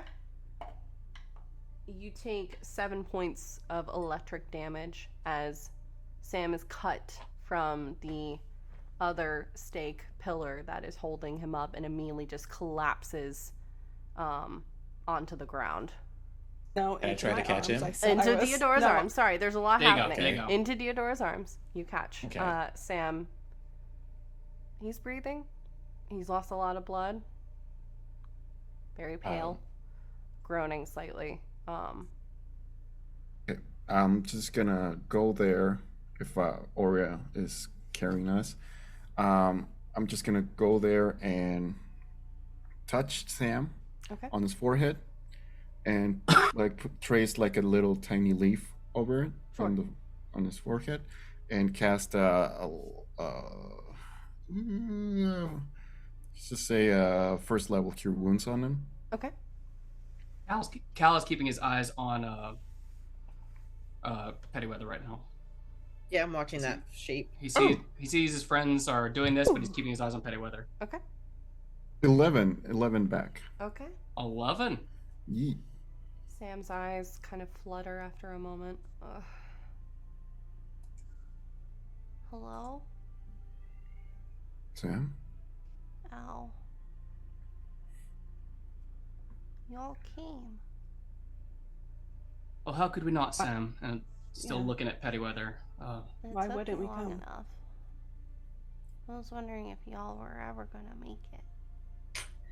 Oh, well, I don't really know magic, so I didn't get any messages you might have sent. That's okay. I was trying to get to Cal. I have some. We have some explaining to do later, I am sure, but we need to look alive right now. There's an enemy here still. I'm terribly sorry for not getting the messages, Sam, but it would seem the professor has a way of covering her tracks then. And you see he's, at this point, Deodora is kind of shifting to get out of your hands and standing up a bit. Thank you. And he just kind of holds his hand out to Cal. I feel like this, deserves, an official thank you, you know? Of course, Sam. We just want you to be safe, but maybe we should get some distance at the moment. Can I insight this? Oh shit, good point.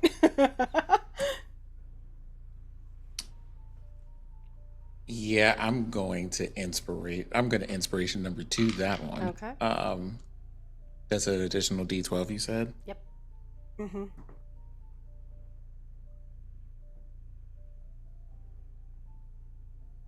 Okay.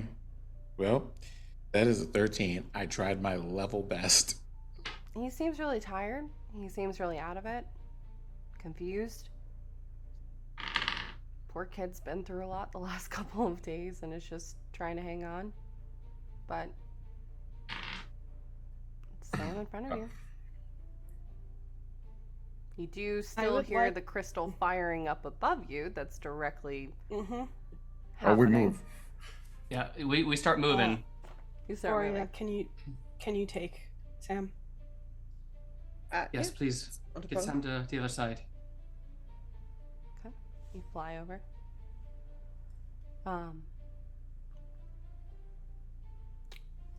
As you land, Aurea, you feel a spark of electricity. And Sam just kind of looks at you, slightly confused for a moment. You absolute fool.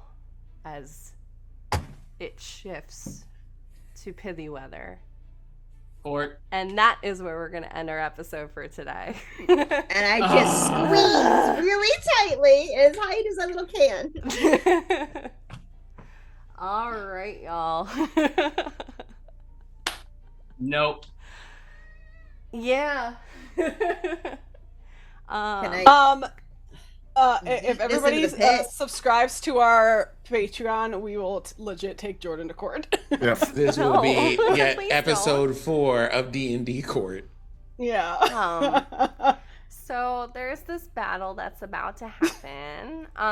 What we're gonna do, because Robo, we need you. We will be getting together this week to try to carve out a time to record our season finale, which will then be airing next Saturday. Yeah. A lot of threads connected with this episode. I think this is my favorite one so far, truthfully. Wow. Really? I wonder why. So, there's some things happening. Demon. We will be back here next Saturday for episode 16, our final episode of the season, but don't worry, we will be back.